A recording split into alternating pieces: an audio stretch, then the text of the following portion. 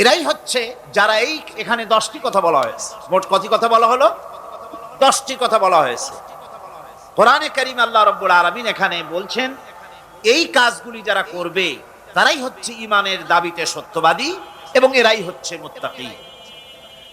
গত বছর এই 10টি কথার একটি কথা ঈমান বিল্লাহ, আল্লাহর প্রতি ঈমান। সেই ঈমান বিল্লাহর উপরে আমরা আলোচনা করেছিলাম কয়দিন মনে আছে? 4 দিন। ঈমান বিল্লাহর উপরে আমরা 4 দিন আলোচনা করেছি একটানা। তারপরে পঞ্চম দিনে যেহেতু সেটা মেরাজের রাত ছিল, এই জন্যে মাঝখানের কিছুটা বাদ দিয়ে নবুয়তের কথা, রিসালাতের কথা, মেরাজের কথা আলোচনা করেছিলাম। এবারে যেগুলি বাদ পড়েছিল গত বছর সেইগুলিকেই আলোচনা করা হবে ইনশাআল্লাহুল আজিজ। ঈমান বিল্লাহ তো আলোচনা হয়েছে, সে আলোচনা আপনারা শুনেছেন এবং এর হাজার হাজার ক্যাসেট ছড়িয়ে পড়েছে বিশ্বময়, আলহামদুলিল্লাহ। আজকের আলোচনা শুরু হচ্ছে পরকালের বিশ্বাসের কথা নিয়ে। পরকাল বলা হয় মৃত্যুর পরে যে জীবনটা, সেটাই হচ্ছে পরকাল। মানুষ যখন মারা যায় তখন বলা হয় যে লোকটি ইন্তেকাল করেছে। ইন্তেকাল আরবি শব্দ, মুনতাকিল হওয়া, ট্রান্সফার হওয়া। আমরা একটা জগতে ছিলাম, আর একটা জগতে এসেছি এবং এখান থেকে আমরা আর একটা জগতে ফিরে যাব। যেখানে আমরা ছিলাম ওই জায়গার কোনো কাইফিয়াত আমাদের মনে নাই। ওইটার নাম হচ্ছে আলমে আরওয়াহ। বলুন তো ওইটার নাম কি? আলমে আরওয়াহ, রুহের জগৎ। রুহের জগৎ থেকে আমরা এসেছি আলমে আসবাবে, বস্তু জগতে এসেছি। এই বস্তু জগৎ থেকে আমরা ট্রান্সফার করব, আমরা বিদায় হব, আমরা মুনতাকিল হব, আমরা ইন্তেকাল করব, চলে যাব আর একটা জগতে। সেই জগতের নাম হচ্ছে আলমে বারজাখ। ওই জায়গাটা, ওই দেশটা কেমন তার কোনো কাইফিয়ত আমাদের জানা নাই। কোনো ব্যক্তি মরে যাওয়ার পর ফিরে এসে আমাদেরকে বলে নাই যে ওই জায়গাটা এমন, কবরটা এমন, কবরে গেলে এই এই হয়। এগুলি কেউ ফিরে এসে আমাদের বলেন নাই। আমরা যা জেনেছি সবটা ভাষা ভাষা কিছুই জানি নাই। এই জায়গাটা কম সময়, খুবই কম, আর যে জায়গায় যাব সেই জায়গাটা অনেক লম্বা। যেখানে আসি সে জায়গাটা এতই ছোট। আজকে পত্রিকায় দেখলাম এক গায়ক, তিনি শিল্পকলা একাডেমিতে 1 সেকেন্ডের বিশ্বাস নাই। এই 1 সেকেন্ডের বিশ্বাস নাই, গান গাওয়া শেষ করতে পারে নাই, বাস দুনিয়া থেকে বিদায় হয়ে গেছে। তার গানটার প্রথম লাইনই ছিল 1 সেকেন্ডের বিশ্বাস নাই। এই গানটা গাইলেন তিনি, লোকেরা আনন্দ করলো, হাতের তালির রেশ ফুরাতে পারে নাই, এর ভেতরেই তিনি বিদায় হয়ে গেলেন। দুনিয়াটা এতই ক্ষণস্থায়ী, মানুষের জীবনটা এতই ক্ষণস্থায়ী। কচু পাতার ওপরের পানি, তারও তো কিছুটা স্থায়িত্ব আছে, টলমল করে, এই আছে এই নাই। মানুষের জীবনও এর থেকেও খুবই ছোট্ট, আর দুনিয়াটাও খুবই ক্ষণস্থায়ী। আর যেখানে যাব ওই জায়গাটা এত বিরাট, এত ব্যাপক, যার কোনো সীমা নাই, যার কোনো শেষ নাই, অনন্তকাল। কত বছর থাকতে হবে তার কোনো সীমানাও আমাদের জানা নাই, কত বছর থাকা লাগবে। মাওলানা রুম বলেছেন হিসাব আমার কাছে একটা আছে। বলে সেটা কি রকম?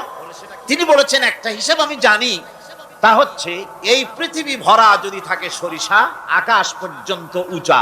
মাওলানা রুম আলাইহির রাহমা তিনি বলছেন, আর সপ্ত আকাশের উপরে থাকে যদি একটি ছোট্ট পাখি, ওই পাখিটা পৃথিবীতে এসে একটা দানা নিয়ে যাবে, 7 আকাশের উপরে রাখবে, 70,000 বছর বিশ্রাম করবে, আবার আসবে আর একটা দানা নিয়ে গিয়ে 7 আকাশের উপরে রেখে 70,000 বছর বিশ্রাম করবে।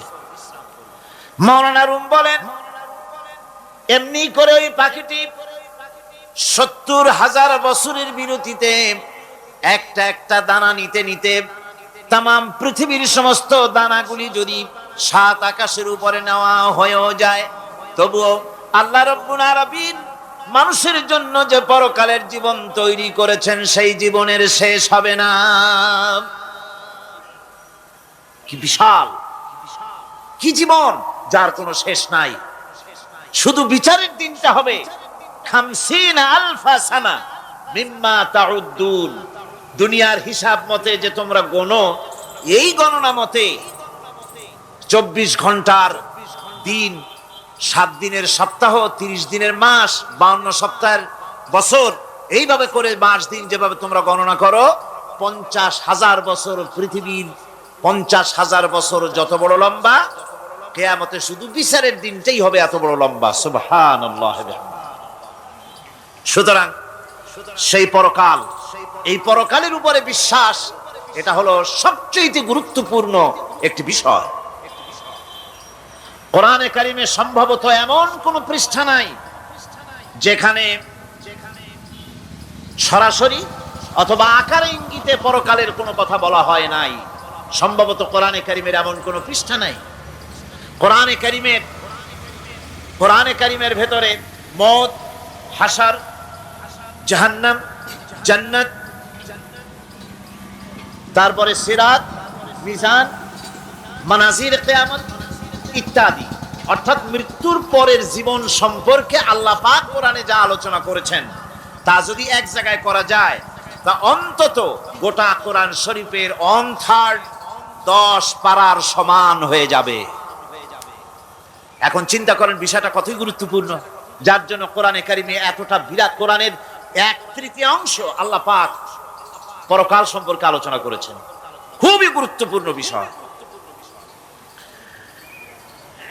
এই পরকালের উপরে যারা ঈমান আনবে না, পরকালকে যারা বিশ্বাস করবে না, তাদের সম্পর্কে আল্লাহ পাক বলছেন, ওয়াল্লাযীনা কাযযাবু বিআয়াতিনা ওয়া লিকাইল আখিরাতি হাবিতাত আমালুহুম। পরকালকে যারা বিশ্বাস করবে না, আখিরাতের দিনের পরে যাদের ঈমান থাকবে না, যারা বিশ্বাস করবে না, তাদের জীবনের সমস্ত ভালো কাজগুলি আল্লাহ রাব্বুল আলামিন বরবাদ করে দিবেন। তাদের জীবনের কোনো কাজের কোনো মূল্য নাই, সমস্ত কাজগুলি নিষ্ফল, বেকার, যারা নাকি পরকালকে বিশ্বাস করবে না। পরকালের বিশ্বাসটাই হচ্ছে মানুষের জীবনের সবচাইতে নৈতিকতার মূল ভিত্তি। একটা মানুষের চরিত্র ভালো হওয়ার জন্য পরকালের বিশ্বাসটা সবচেয়ে বড় জিনিস। মানুষ ভালো মন্দ, পরকালের দরকারটা কি? প্রশ্ন উঠতে পারে, পরকালটা না হলে কি হইতো? পরকালটা এই জন্য হবে, এই জন্য দরকার যে পৃথিবীতে মানুষ অনেক ভালো কাজ করে, আবার অনেক খারাপ কাজও করে, দুরকমই করে। যত ভালো কাজ করে, এই ভালো কাজের পুরস্কার পৃথিবীতে দেওয়া সম্ভব নয়। একটা মানুষ এত ভালো কাজ করলো, নামাজ পড়লো, রোজা রাখলো, হজ করলো, যাকাত দিল, তারপরে আল্লাহর দ্বীন প্রতিষ্ঠার জন্য কষ্ট করলো, জেল খাটলো, জরিমানা দিল, ফাঁসির মঞ্চে চড়লো, তার এত ভালো কাজের পুরস্কার এই পৃথিবীতে দেওয়া সম্ভব নয়। এজন্য এমন একটা সময় দরকার যেখানে এগুলি, এই বিরাট একটা লম্বা সময় তাকে পুরস্কার দেওয়া যায়, সেজন্য পরকালের প্রয়োজন। আবার পৃথিবীতে এমন বহু লোক আছে যারা এত অন্যায় করে যে অন্যায়ের শাস্তি পৃথিবীতে এই সীমিত সময় দেওয়া সম্ভব নয়। যেমন দৃষ্টান্ত দিতে গিয়ে আমি বলি যে একটা মানুষ যদি একটা মানুষকে হত্যা করে, তাহলে আপনি তাকে ওই একটা হত্যার বিনিময়ে তাকেও আপনি হত্যা করলেন, তাকেও ফাঁসি দিয়ে দিলেন। কিন্তু একটা মানুষ যদি লক্ষ লক্ষ মানুষ হত্যার কারণ হয়, একটা মানুষ যদি অনেকগুলি মানুষ মারে, তাহলে অনেকগুলি মানুষ মারার শাস্তি তো একটা জীবনের উপরে আপনি দিতে পারেন না। তাকে তো, তার জীবন তো একটাই, তার জীবন কয়টা? একটা গুলি করলেন, ফাঁসিতে দিলেন, তার একটা জীবন গেল। কিন্তু সে তো মেরেছে অনেক, তার কারণে তো লক্ষ লক্ষ মরছে। কাজী এই শাস্তি পৃথিবীতে দেওয়া সম্ভব নয় বলে এমন একটা জায়গা দরকার যেখানে এই ধরনের বড় রকমের শাস্তি, দীর্ঘমেয়াদী শাস্তি দেওয়া যায়, শরীরটাও সেরকমের বানানো যায়, এই ধরনের করে একটি জায়গা দরকার। সেই জায়গার নাম হচ্ছে পরকাল, সেই জায়গাটার নাম হচ্ছে আখিরাত। এজন্য কমন সেন্সের, সাধারণ জ্ঞানের দাবিও পরকাল প্রয়োজন। আর পরকালের ভিত্তিতেই মানুষের চরিত্র গঠন হতে পারে। মনে করেন একজন অফিসার তিনি জানেন তাকে দেখার কেউ নাই, তার যা খুশি তিনি তা করতে পারেন, তার পেছনে কোনো গোয়েন্দা বিভাগের লোক লাগানো নাই। এই চিন্তা যদি তার থাকে তাহলে ঘুষের টাকা খাওয়া, স্বজন প্রীতি করা তার জন্য কি অসম্ভব না সম্ভব? খুবই সম্ভব। আরেকজন অফিসার তিনি যদি জানেন যে না, আমাকে দেখার মতো লোক আছে, আমার পেছনে গোয়েন্দা বিভাগের লোকেরা কাজ করতেছে, আমার কোনো জিনিসই এড়িয়ে যাবে না, এই চিন্তা যদি থাকে তাহলে এই দুইজন অফিসারের আচরণ এক হবে? কখনই হবে না। একজনের আচরণ হবে খুবই সংযত, আরেকজনের আচরণ হবে খুবই অসংযত। সুতরাং পরকালে যে বিশ্বাসী ব্যক্তি, সে ব্যক্তি চুরি, ডাকাতি, জেনা, ব্যভিচার, হত্যা, ধর্ষণ ইত্যাদি থেকে তিনি হবেন মুক্ত। আর যে ব্যক্তি পরকালকে বিশ্বাস করবে না, তার দ্বারা হবে না এমন কোনো কাজ নাই, সবকিছুই তার দ্বারা সম্ভব। এরপরে আল্লাহ পাক বলছেন যে পরকাল বিশ্বাস মানুষকে দায়িত্ববান বানায় দেয়। পরকালের বিশ্বাস মানুষকে কি বানায়? দায়িত্ববান বানায়, যেহেতু তোমারে তো খালি খালি সৃষ্টি করা হয় নাই। আল্লাহ রাব্বুল আলামিন কোরআনে কারীমের মধ্যে বলছেন, আফাহাসিবতুম আন্নামা খালাকনাকুম আবাসা ওয়া আন্নাকুম ইলাইনা লা তুরজাউন। লোকেরা কি ভেবেছে? তোমরা কি এটাই মনে করেছো যে আমি তোমাদেরকে এমনি এমনি সৃষ্টি করেছি আর তোমাদেরকে আমার কাছে ফিরে আসতে হবে না? এটাই কি ভেবেছো তোমরা? তোমাদেরকে সৃষ্টি করা হয়েছে এবং তোমাদেরকে আমার দরবারে সকলকেই ফিরে আসতে হবে। পৃথিবীতে এমন কেউ নাই যে পৃথিবীতে টিকে থাকতে পারবে, সমস্ত মানুষকেই আল্লাহর দরবারে ফিরে যেতে হবে। আল্লাহ পাক কোরআনে কারীমের অন্যত্র বলেছেন, আয়াহসাবুল ইনসানু আইয়ুতরাকা সুদা।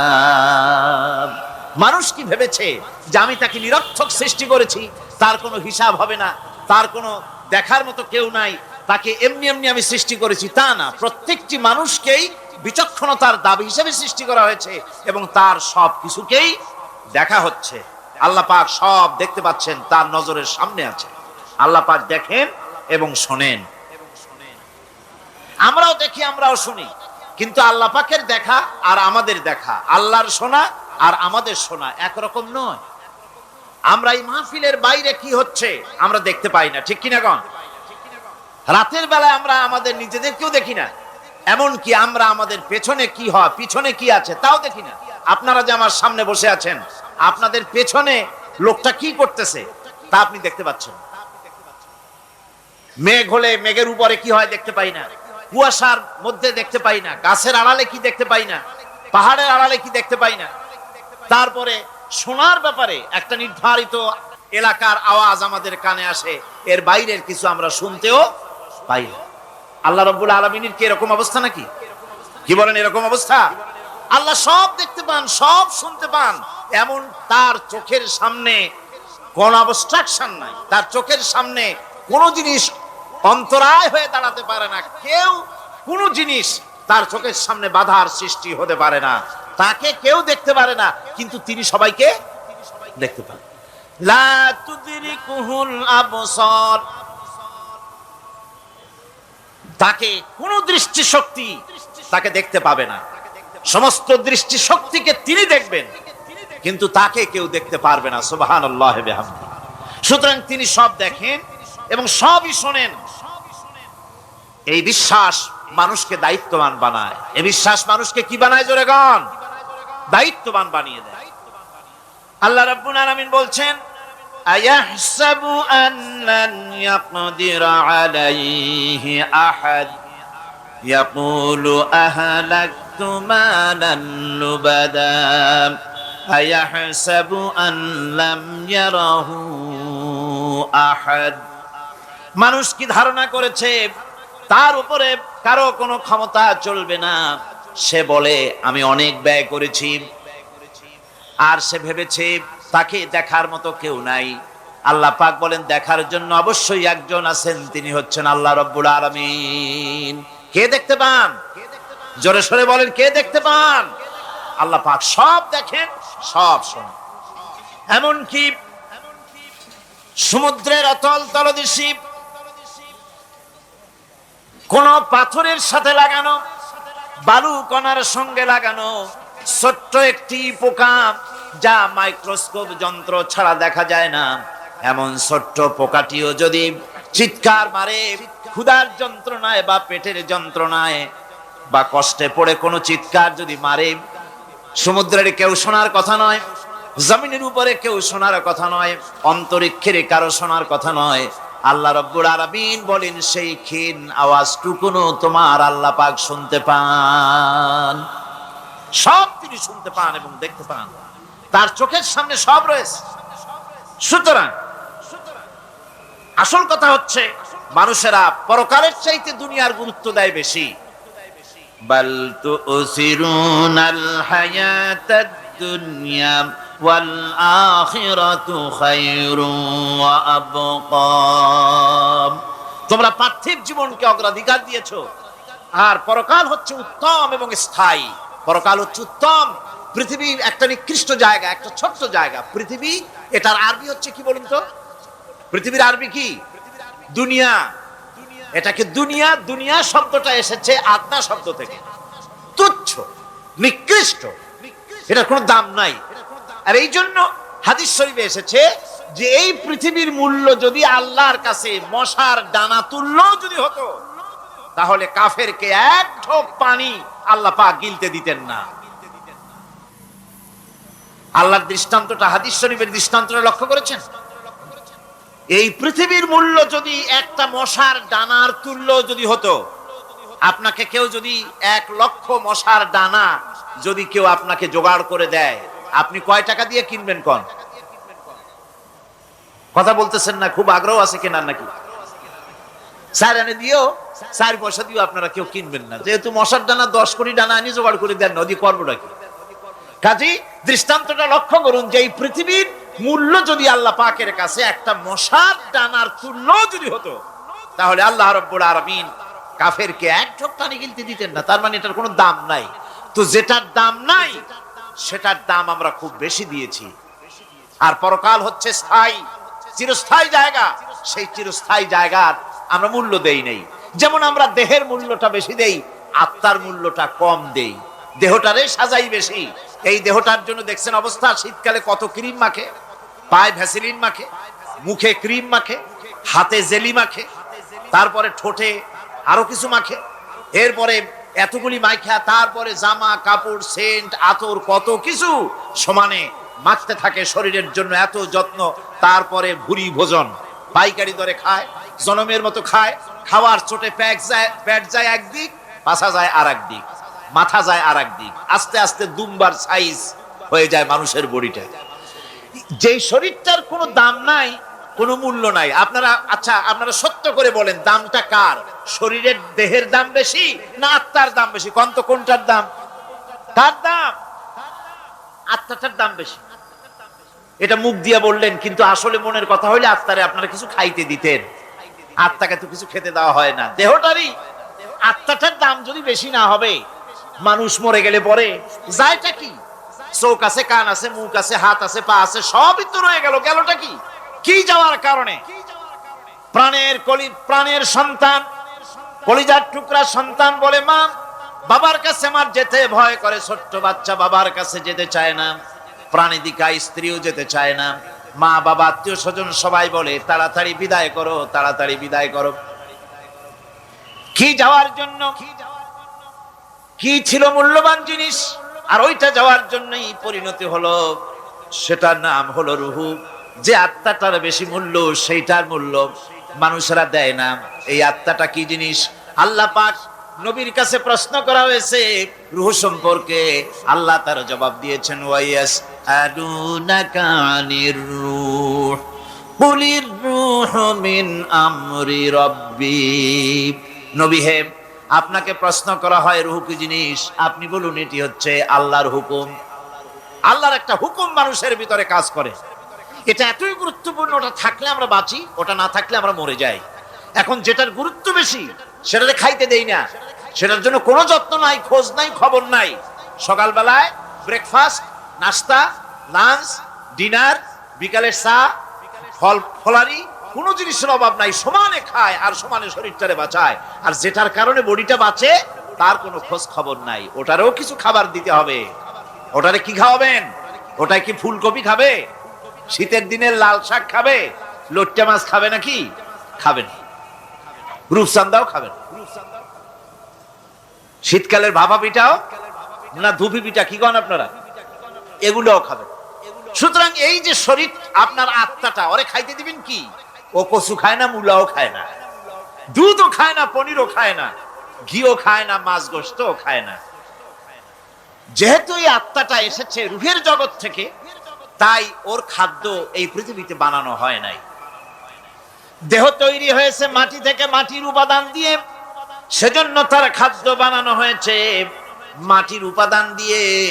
আর আত্মা যেহেতু এসেছে আল্লাহর কাছে থেকে, রূহের জগৎ থেকে, সেজন্য আল্লাহ রাব্বুল আলামিন আত্মার খাদ্য পাঠিয়েছেন লৌহ মাহফুজ থেকে। খাদ্যের নাম হচ্ছে তেলাওয়াতে কোরআন। তেলাওয়াতে কোরআন। কোরআনে কারীম তেলাওয়াতে আত্মার সমৃদ্ধি হতো। কোরআনে কারীমের তেলাওয়াত, অনুধাবন, এর দ্বারা আত্মার সমৃদ্ধি হতো। যেহেতু কোরআন হচ্ছে রূহের খোরাক, সেই খোরাক দেওয়া হচ্ছে না তাকে। কাজে আমি বলতেছিলাম যে যে জিনিসের মূল্য বেশি আমরা তার মূল্য দিতে জানি না, যেটার মূল্য কম সেটার মূল্য দেই বেশি। অনুরূপ ভাবে এই পৃথিবীর কোনো দাম নেই, আল্লাহ পাক বলছেন, সেই জিনিসটার মূল্য আমরা বেশি দিলাম, আর পরকালের চিন্তা আমাদের দিল থেকে উবে গেল। এজন্য আল্লাহ রাব্বুল আলামিন বলেন, ইন্নাল্লাযীনা লা ইউমিনুনা বিল আখিরাতি যায়্যান্না লাহুম আ'মালাহুম ফাহুম ইয়ামাহুন। যারা পরকালের প্রতি ঈমান আনে না, পরকালকে যারা বিশ্বাস করে না, তাদের ক্রিয়াকাণ্ডকে তাদের কাছে চিত্তাকর্ষক বানায় দেওয়া হয়। আর এভাবে তারা পথভ্রষ্ট হয়ে যায়। দুনিয়া তাদের কাছে বেশি মজা লাগে, দুনিয়াটা বেশি ভালো লাগে। ভাই হুজুর, তাফসীরের মাহফিল ভালো লাগে, আবার যখন কীর্তন শুনতে যাই, সিনেমা দেখতে যাই, তাও খারাপ লাগে না, তাও ভালো লাগে। মিলাদ শরীফও ভালো লাগে, কীর্তনও ভালো লাগে, ওয়াজ মাহফিলও ভালো লাগে, গানও ভালো লাগে, সিনেমাও ভালো লাগে।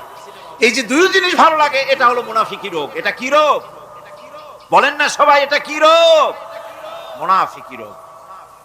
ঈমানের স্বাদ যখন নষ্ট হয় তখন এই অবস্থার সৃষ্টি হয়।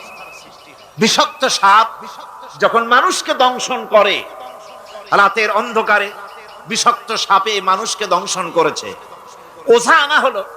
ওঝা এসে সর্বপ্রথম টেস্ট করবে যে সাপটা কি বিষাক্ত না এমনি সাধারণ সাপে তাকে দংশন করেছে, সাপটা কি ধরনের।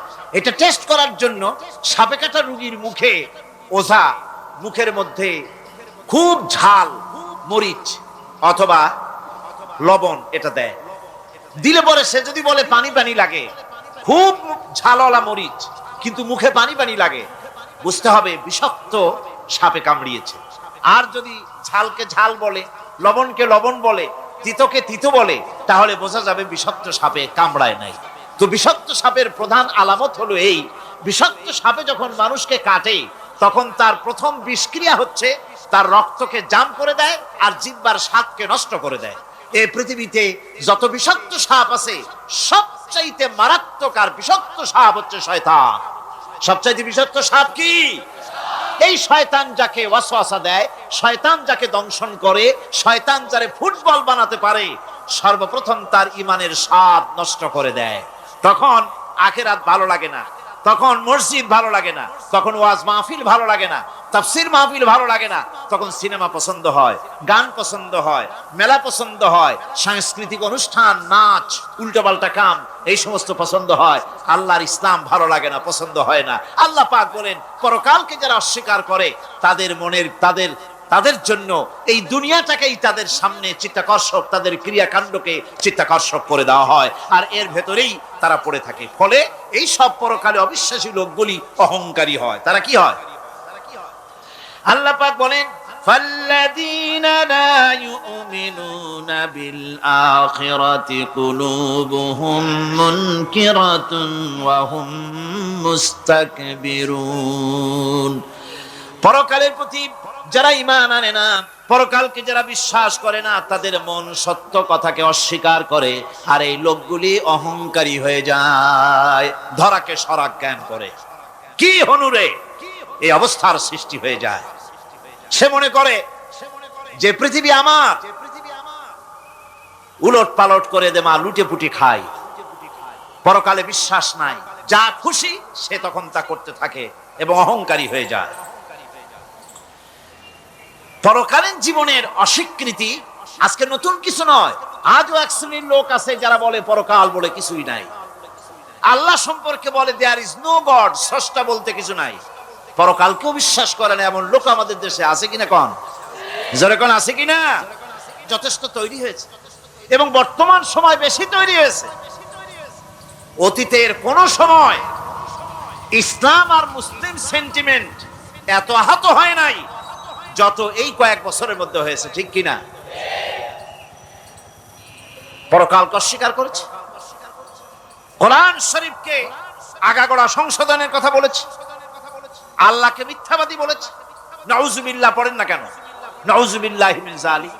আল্লাহকে মিথ্যাবাদী বলা হয়েছে, কোরআনের সংশোধনের দাবি উঠেছে, মাদ্রাসার ভেতরে ডাকাত দুষ্ট পয়দা হয় বলা হচ্ছে। এভাবে করে তারা আল্লাহকে অস্বীকার করেছে, কোরআনকে অস্বীকার করেছে, পরকালকে অস্বীকার করছে। পরকালকে সেই অতীতের যুগের কাফেররাই অস্বীকার করে নাই, বর্তমান যুগেরও এক শ্রেণীর লোকেরা, তারা আবার মুসলমান নামধারী, নাম মুসলমানি নাম লাগানো আছে, পরকালকে তারা অস্বীকার করছে। এদের ভিত্তি হচ্ছে এই, তারা বলে ইন হিয়া ইল্লা হায়াতুনাদ দুনিয়া ওয়া মা নাহনু বিমাবউসিন। তারা বলে এই দুনিয়ার জীবনটাই একমাত্র জীবন, এই দুনিয়ার জীবনই হলো একমাত্র জীবন, আমরা আর উঠবো না পরকালে, পরকাল বলে কিছুই নাই, পরকাল বলে কোনো জিনিস নাই, আমাদেরকে কিয়ামতে আল্লাহর দরবারে ওঠা লাগবে না। সুতরাং তারা ওমর খৈয়ামের মুরিদ হয়ে যায়। তারা বলতে থাকে এই বেলা ভাই মদ খেয়ে নাও, কাল নিশীতের ভরসা কই, চাঁদনি জাগিবে যুগ যুগ ধরি, আমরা তোমার রবনাশ হই। যত পারো মদ খাও, নগদ যা পাও হাত পেতে নাও, বাকির খাতায় শূন্য থাক। দূরের বাদ্য কি লাভ শুনে, মাঝখানে যে বেজায় ফাঁক। কোথায় কিয়ামত আর কোথায় পরকাল, কোথায় বিচার, কোথায় হাসর, কোথায় সিরাত, কোথায় মিজান, আর মাঝখানের টাটকা সুখগুলো ছাড়িয়ে দেবে একটা কথা, মাঝখানের এই টাটকা সুখগুলি গ্রহণ করো, মজা করো। এই সব শিক্ষা দেওয়া হয় ওই সেকুলার শিক্ষা ব্যবস্থার মাধ্যমে কলেজে এবং বিশ্ববিদ্যালয়গুলিতে, যার কারণে পরকালের বিশ্বাস নাই বলে এমন কোনো কাজ নাই যা তারা করতে পারে না। এই মাত্র কয়েক মাস দেড়েক আগে রাজশাহী ইউনিভার্সিটিতে যে কাণ্ডটা ঘটে গেল, মনে আছেন আপনাদের? পত্র পত্রিকায় আপনারা পড়েছেন, এবং আমি রাজশাহীতে গিয়ে সেখানে প্রত্যক্ষদর্শী যারা দেখেছে তাদের মুখে শুনেছি, শিক্ষাবর্ষ সমাপন করেছে যে সব ছাত্র ছাত্রীরা, তারা র‍্যাগ ডে উদযাপন করছে। র‍্যাগ ডে উদযাপন যেদিন করবে সেই দিনে তারা উচ্ছৃঙ্খল কাপড় চোপড় পরেছে, ছেলেরা এবং মেয়েরা উভয়, এমন ভাবে কাপড় পরেছে যে কাপড় দ্বারা তারা শরীরের গোপন অঙ্গগুলি দেখা যায়। এরপরে আজেবাজে চিৎকার দিয়েছে, আজেবাজে স্লোগান দিয়েছে, গাধার মতো, কুকুরের মতো, শিয়ালের মতো তারা ডেকেছে। আমি বুঝি না চিন্তাধারা কেমন দেউলিয়া হয়ে গেল।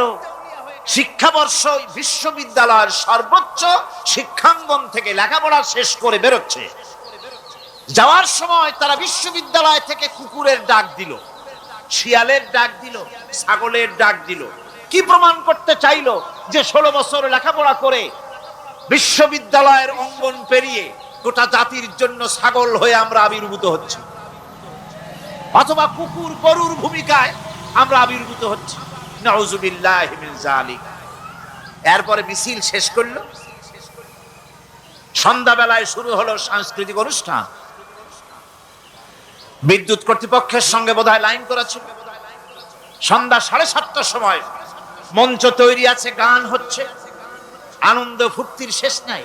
সামনে সব মেয়েরা বসা, যারা দিনের বেলা ওই ধরনের কাপড় চোপড় পরে ছেলেদেরকে উস্কায়েছে, ছেলেগুলিও তাদেরকে উস্কায়েছে।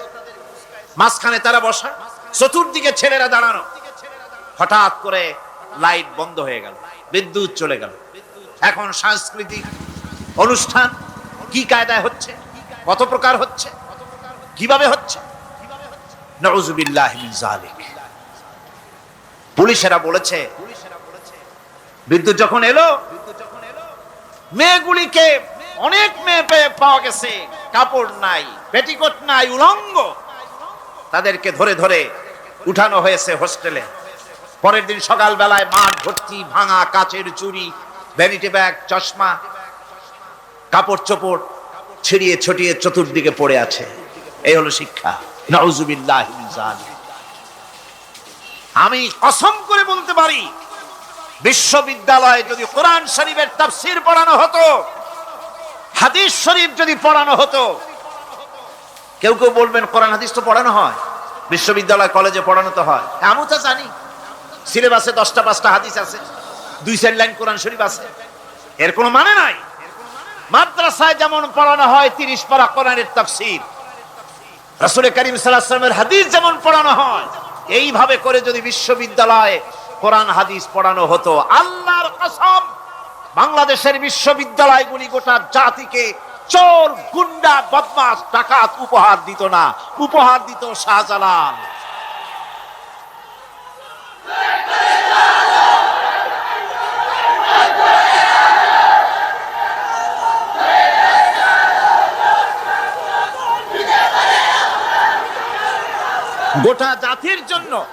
গোটা জাতির জন্য বিশ্ববিদ্যালয় সমূহ উপহার দিতে পারত।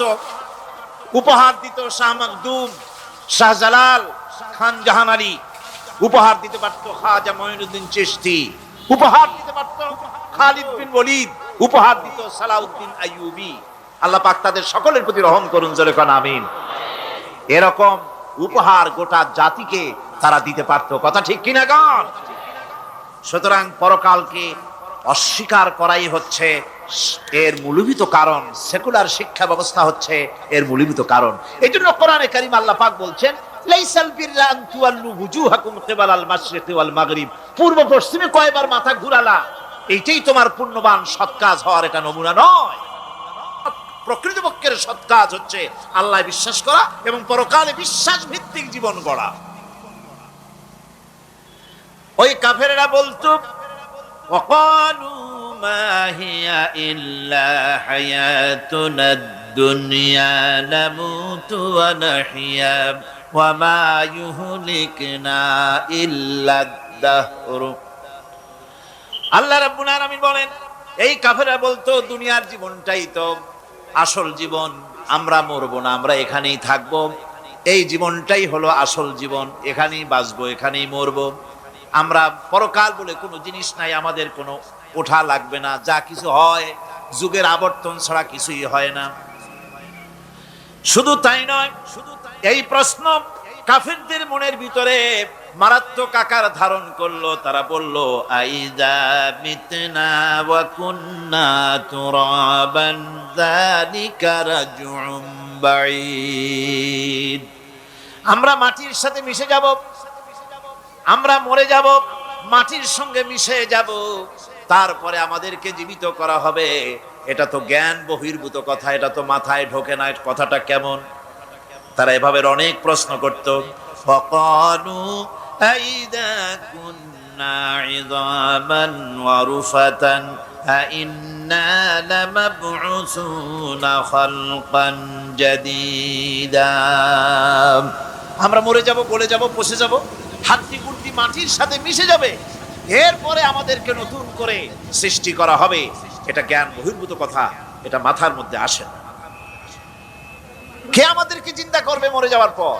আল্লাহ রাব্বুল আলামিন বলছেন, দেখো আল্লাহ পাক কোরআনে কারীমের ভিতরে যুক্তি দিয়ে বুঝাচ্ছেন যে অবশ্যই তোমাদেরকে আবার জিন্দা করা হবে, তোমাদেরকে উঠতে হবে। তোমরা এই পৃথিবীর অবস্থা পর্যবেক্ষণ করো, তাকায় দেখো আকাশের দিকে, জমিনের দিকে লক্ষ্য করে দেখো।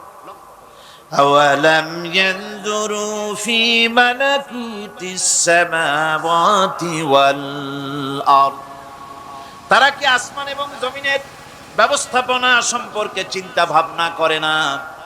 ওই বিরাট আকাশটাকে যে আল্লাহ রাব্বুল আলামিন তৈরি করলেন, এই জমিনটাকে যিনি তৈরি করলেন তিনি কি তোমাকে মৃত্যুর পরে তিনি কি জিন্দা করবেন না? তিনি কি জিন্দা করতে পারবেন না? কেমনে তোমরা অস্বীকার করতে পারো? দুনিয়ার ব্যবস্থাপনা এবং এই পৃথিবীর আকাশ এবং জমিনের ব্যবস্থাপনা সম্পর্কে তোমরা চিন্তা ভাবনা করে দেখো, অবশ্যই আল্লাহ রাব্বুল আলামিন তোমাদেরকে আবার জিন্দা করবেন।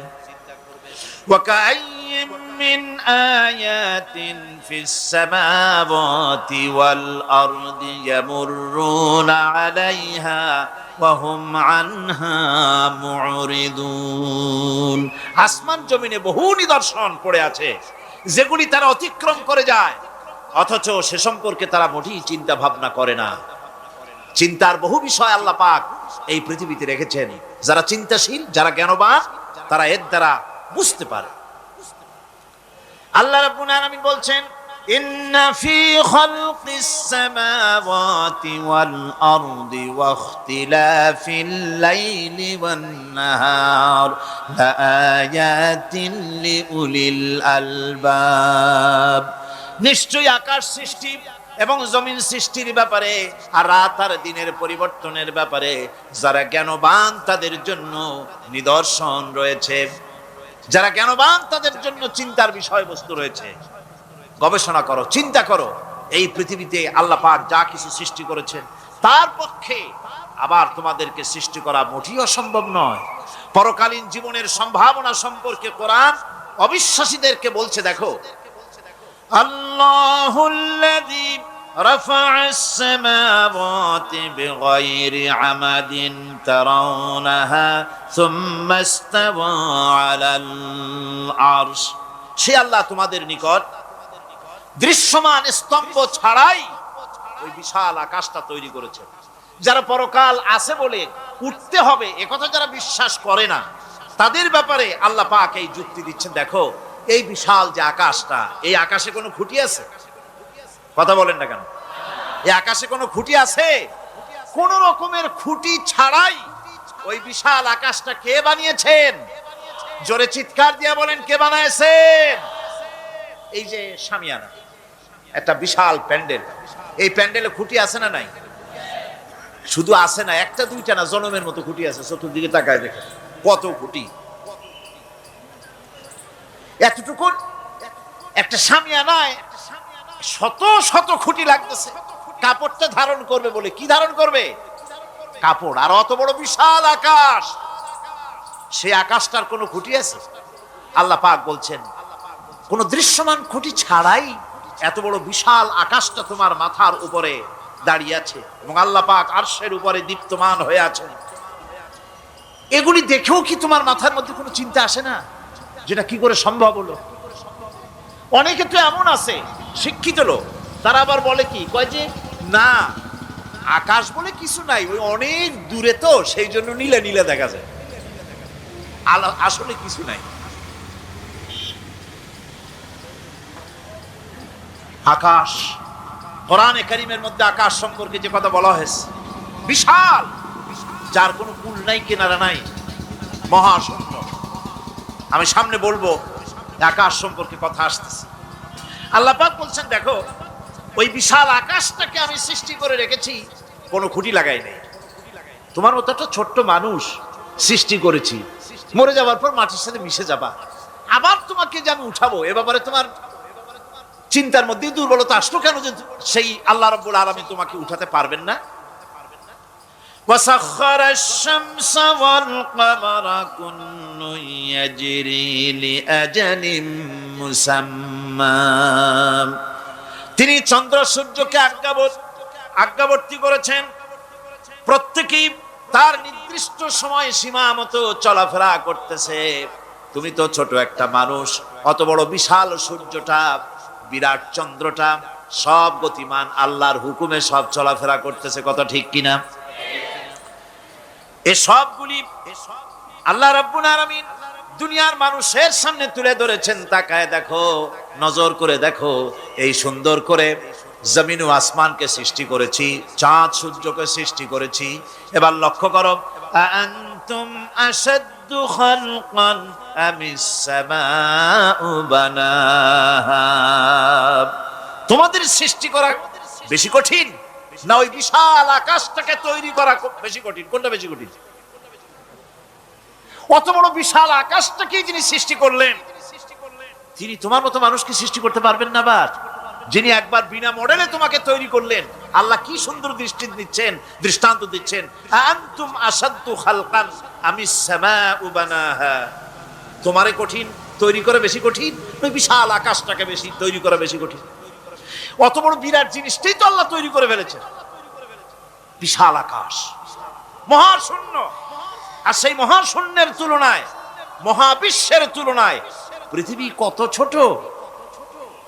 আমাদের সবচাইতে কাছে। বিজ্ঞানীরা হয়রান হয়ে যাচ্ছে আকাশের চিন্তা করে, মহাকাশ চিন্তা করে ক্রমান্বয়ে হয়রান হয়ে যাচ্ছে। আমাদের সবচাইতে নিকটতম যে গ্যালাক্সিটা আছে, এই গ্যালাক্সিটার ব্যাস হচ্ছে, যেটা সবচাইতে ছোট, গরিব গ্যালাক্সি। এটা বিজ্ঞানীরা বলেছে গরিব গ্যালাক্সি, দিনহীন। এই গরিব গ্যালাক্সি যেটা আমাদের সবচাইতে নিকটে, পৃথিবীর সবচাইতে কাছে, এর ব্যাস হচ্ছে, এর পরিধি হচ্ছে 1,00,000 আলোক বর্ষ সমান। 1,00,000 আলোক বর্ষ। প্রতি সেকেন্ডে আলোর গতি কত? 1,86,000 মাইল প্রতি সেকেন্ডে। প্রতি সেকেন্ডে যে আলোর গতি 1,86,000 মাইল, এর মিনিট, এর ঘন্টা, এর সপ্তাহ, এর মাস, এর বছর, এরকম 1,00,000 আলোক বর্ষ হচ্ছে সেই ছায়াপথের ব্যাস, এটার পরিধি। এটা হলো গরিব গ্যালাক্সি। আর এই গ্যালাক্সিতে বাস করে 10,000 কোটি তারকা। বিজ্ঞানীরা বলছেন যে তারকাগুলি সূর্যের চাইতে লক্ষ কোটি গুণে অনেক বড়। সুবহানাল্লাহ। তাহলে মহাকাশ সম্পর্কে চিন্তা করে মানুষ আজ অবাক হয়ে যাচ্ছে, চিন্তায় হয়রান হয়ে যাচ্ছে। বার্ট্রান্ড রাসেল তিনি বলেছিলেন স্রষ্টার স্রষ্টাকে, স্রষ্টার স্রষ্টাকে। এর জবাব আরেকজন বিজ্ঞানী লিখেছেন যে স্রষ্টার স্রষ্টাকে এই চিন্তা তো সৃষ্টিতে করতে পারবে না। স্রষ্টার কোনো স্রষ্টা নাই। পৃথিবীতে যত স্রষ্টা আছে, মাইক যে তৈরি করেছে সেও একজন স্রষ্টা, ঠিক কিনা কোন কথা বোঝেন তো আমার? মাইক যে তৈরি করেছে সেও একটা স্রষ্টা, ওই প্যান্ডেল যে তৈরি করেছে সেও একটা স্রষ্টা, চেয়ার টেবিল যে সৃষ্টি করেছে সেও একটা স্রষ্টা। কিন্তু এরা কেউ পূর্ণাঙ্গ স্রষ্টা নয়, কারণ এই মাইকটা তৈরি করার যত উপাদান, সমস্ত উপাদান আল্লাহ রাব্বুল আলামিনের তৈরি করা। কথা ঠিক কিনা? তুমি শুধু অ্যাসেম্বল করেছো, তুমি শুধু এগুলোকে এক জায়গায় করেছো। তোমার বাপেরও ক্ষমতা নেই লোহা তৈরি করা। পারবা লোহা তৈরি করতে? আরে কথা কন না কেন মিয়া সাহেব? পারবেন লোহা তৈরি করতে? পারবেন একটা বাঁশ বানাইতে? বাঁশ হোক, লোহা হোক, যা সব বাদ দেন, মাথার একটা চুল বানাইতে পারবেন? পাট দিয়া, রং দিয়া পরচুলা বানাইতে পারবেন, কিন্তু চুলের মতো করে একটা চুল বানাইতে পারবেন না। মানুষের শরীরের রক্তের মতো করে এক ফোঁটা রক্ত মানুষের শরীরের বাইরে বানান তো দেখি। তাহলে মানুষের যখন রক্তের প্রয়োজন হয়, তখন মানুষের কাছ থেকে রক্ত ধার নেওয়া লাগতো না, ফ্যাক্টরিতে রক্ত তৈরি হয়ে থাকতো, কোনো অসুবিধা হতো না। এক ফোঁটা রক্ত বানানোর শক্তি গোটা পৃথিবীর মানুষের না। সুতরাং তোমরা স্রষ্টা হলেও তোমরা হচ্ছ নাকের স্রষ্টা। ধার করো, অন্যের জিনিস ধার করিয়ে বানাও। মুকাম্মাল স্রষ্টা হচ্ছেন কে? আসল স্রষ্টা কে? এরকম বললে হবে না, গায়ের সমস্ত শক্তি দিয়া বলেন আসল স্রষ্টা কে? ওই বিজ্ঞানী বলছেন যে বার্ট্রান্ড রাসেল বলছে স্রষ্টার স্রষ্টা কে? স্রষ্টার স্রষ্টা তুমি খুঁজে পাবে না, তোমার মাথায় ঢুকবে না। আগে সৃষ্টি চিন্তা করো। তিনি বলেছেন একটা লবণ, একটা লবণের কণা, লবণ বলেন তো, একটা লবণের কণা, এক কণা লবণের ভেতরে যে কেলাস থাকে, এর ভিতরে যে সমস্ত উপাদান থাকে, সেই লবণের কণাগুলির মধ্যে কতগুলি উপাদান থাকে, সেই উপাদানগুলি চিন্তা করতে 1000 বার্ট্রান্ড রাসেলের মস্তিষ্কের প্রয়োজন। তো একটা লবণ কণার ভিতরে কি আছে সেইটাকে উদ্ধার করার জন্য যদি 1000 বার্ট্রান্ড রাসেলের মস্তিষ্ক লাগে, তাহলে গোটা বিশ্ব, আকাশ আর জমিন যিনি সৃষ্টি করেছেন তাকে চিন্তা করা কি তোমার মগজে কুলাবে? দুনিয়ার প্রথম দিন থেকে শুরু করে কিয়ামত পর্যন্ত মানুষ, যত মানুষ এসেছে, আর যত মানুষ আসবে স্রষ্টা সম্পর্কে চিন্তা করার একটা অসম্ভব ব্যাপার। স্রষ্টার সামনে শুধু মাথাই নত করবা, তিনি কোত্থেকে এসেছেন, তিনি কে জানার দরকার নাই, তিনি আল্লাহ। তার নাম কি? মাথা নত করে দাও সামনে, তিনি আল্লাহ সর্বশক্তিমান, আল্লাহ রব্বুল ইজ্জত ওয়াল জালাল। তিনি ছিলেন, তিনি আছেন, তিনি থাকবেন, তিনি অনন্ত, তিনি অসীম, তিনি চিন্ময়, তিনি অব্যয়, তিনি অক্ষয়, তিনি শাশ্বত, যার কোনো শুরু নাই, যার কোনো শেষ নাই। সুবহানাল্লাহ। সুতরাং সেই মহান আল্লাহ রাব্বুল আলামিন তিনি বলছেন, বান্দারা তোমারে বানানো কঠিন না ওই বিশাল আকাশটা বানানো কঠিন? অত বড় বিশাল আকাশটাই তো আমি তৈরি করেছি। তোমার মৃত্যুর পরে তোমাকে জিন্দা করা মোটেই কোনো কঠিন ব্যাপার নয়, এটা খুবই সহজ। ভাইরা আমার, আল্লাহ সুবহানাহু ওয়া তাআলা পৃথিবীর মানুষকে এসব দৃষ্টান্ত দিয়ে সুন্দর করে মানুষকে বুঝাচ্ছেন, তিনি মানুষকে পরিষ্কার করে বুঝিয়েছেন। আল্লাহ পাক বলেন, এই পৃথিবীতে এসব প্রশ্নের চূড়ান্ত জবাব দিতে গিয়ে আল্লাহ পাক বলছেন, কুল ইউহিহাল্লাযী আনশাআহা আউওয়ালা মাররা ওয়া হুয়া বিকুল্লি খালকিন আলীম। বলে দাও, তোমাদের মৃত্যুর পরে সেই আল্লাহ রাব্বুল আলামিন তোমাদেরকে জিন্দা করবেন, যিনি তোমাদেরকে প্রথমবারে তৈরি করেছিলেন। প্রথমে যিনি সমস্ত জিনিস সৃষ্টি করেছেন, ওই আল্লাহ রাব্বুল আলামিন তোমাদেরকে আবার জিন্দা করবেন। আর এসব জিনিসকে খেল তামাশার বিষয়বস্তু করে তৈরি করা হয় নাই। সমস্ত জিনিসের পেছনে বিরাট উদ্দেশ্য কাজ করেছে, একটা লক্ষ্য নিয়ে, সামনে নিয়ে, উদ্দেশ্য নিয়ে আল্লাহ তৈরি করেছে। আল্লাহ পাক বলছেন, ওয়ামা খালাকনাস সামাওয়াতি ওয়াল আরদা ওয়ামা বাইনাহুমা লাইবিন। এই পৃথিবীতে আকাশ, ওই বিশাল আকাশ এবং জমিন এবং এর মধ্যস্থিত কোন জিনিসকে আমি খামোখা তৈরি করি নাই, খেল তামাশার বিষয়বস্তু হিসাবে তৈরি করি নাই। যারা নাকি জ্ঞানবান, যারা বুদ্ধিমান, তাদের সম্পর্কে আল্লাহ বলেন, الذين يذكرون الله قياما وقعودا وعلى جنوبهم ويتفكرون في خلق السماوات والأرض ربنا ما خلقت هذا باطلا سبحانك فقنا عذاب النار। যারা নাকি জ্ঞানবান, যারা চিন্তাশীল, যারা শুধু পাইকারি দরে খায় আর ঘুমায় না, যারা চিন্তা ভাবনা করে, তারা দাঁড়ানো অবস্থায়, বসা অবস্থায়, সব অবস্থায়, আকাশ জমিন, রাত দিনের পরিবর্তন, মানব সৃষ্টি, এ সব কিছু চিন্তা গবেষণা করে বলে, রব্বানা মা খালাকতা হাযা বাতিলা, এ কোনো কিছুই তুমি নিরর্থক ভাবে সৃষ্টি করনি, সবগুলোই তুমি বিশেষ উদ্দেশ্য নিয়ে তৈরি করেছো। ফাকিনা আযাবান নার, সুতরাং আমাকে জাহান্নামের আগুন থেকে তুমি রক্ষা করো, আমাকে তুমি রক্ষা করো। আমরা সবাই বলি আমিন। চিন্তাশীল এবং গবেষক যারা, তারা এভাবে চিন্তা ভাবনার মাধ্যমে এ সব কিছু তারা বুঝতে পারে যে এই পৃথিবী খেল তামাশার বিষয় নয়।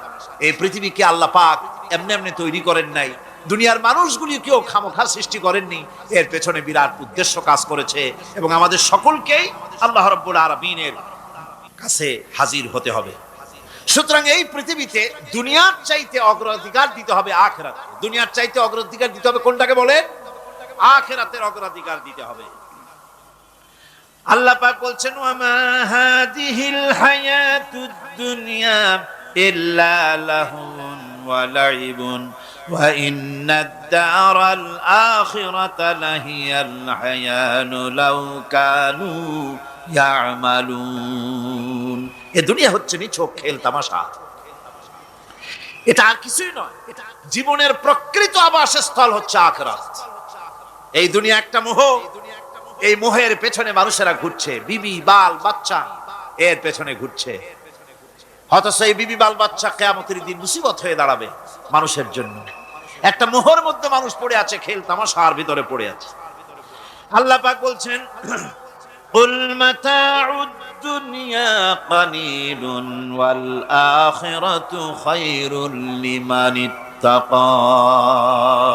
বলো, দুনিয়ার সমস্ত সম্পদ খুবই নগণ্য, আর যে ব্যক্তি পরকালকে বিশ্বাস করে, পরকালের কামনা করে, সেই খোদাভীরু লোকদের জন্য পরকাল হচ্ছে প্রকৃত আবাসস্থল।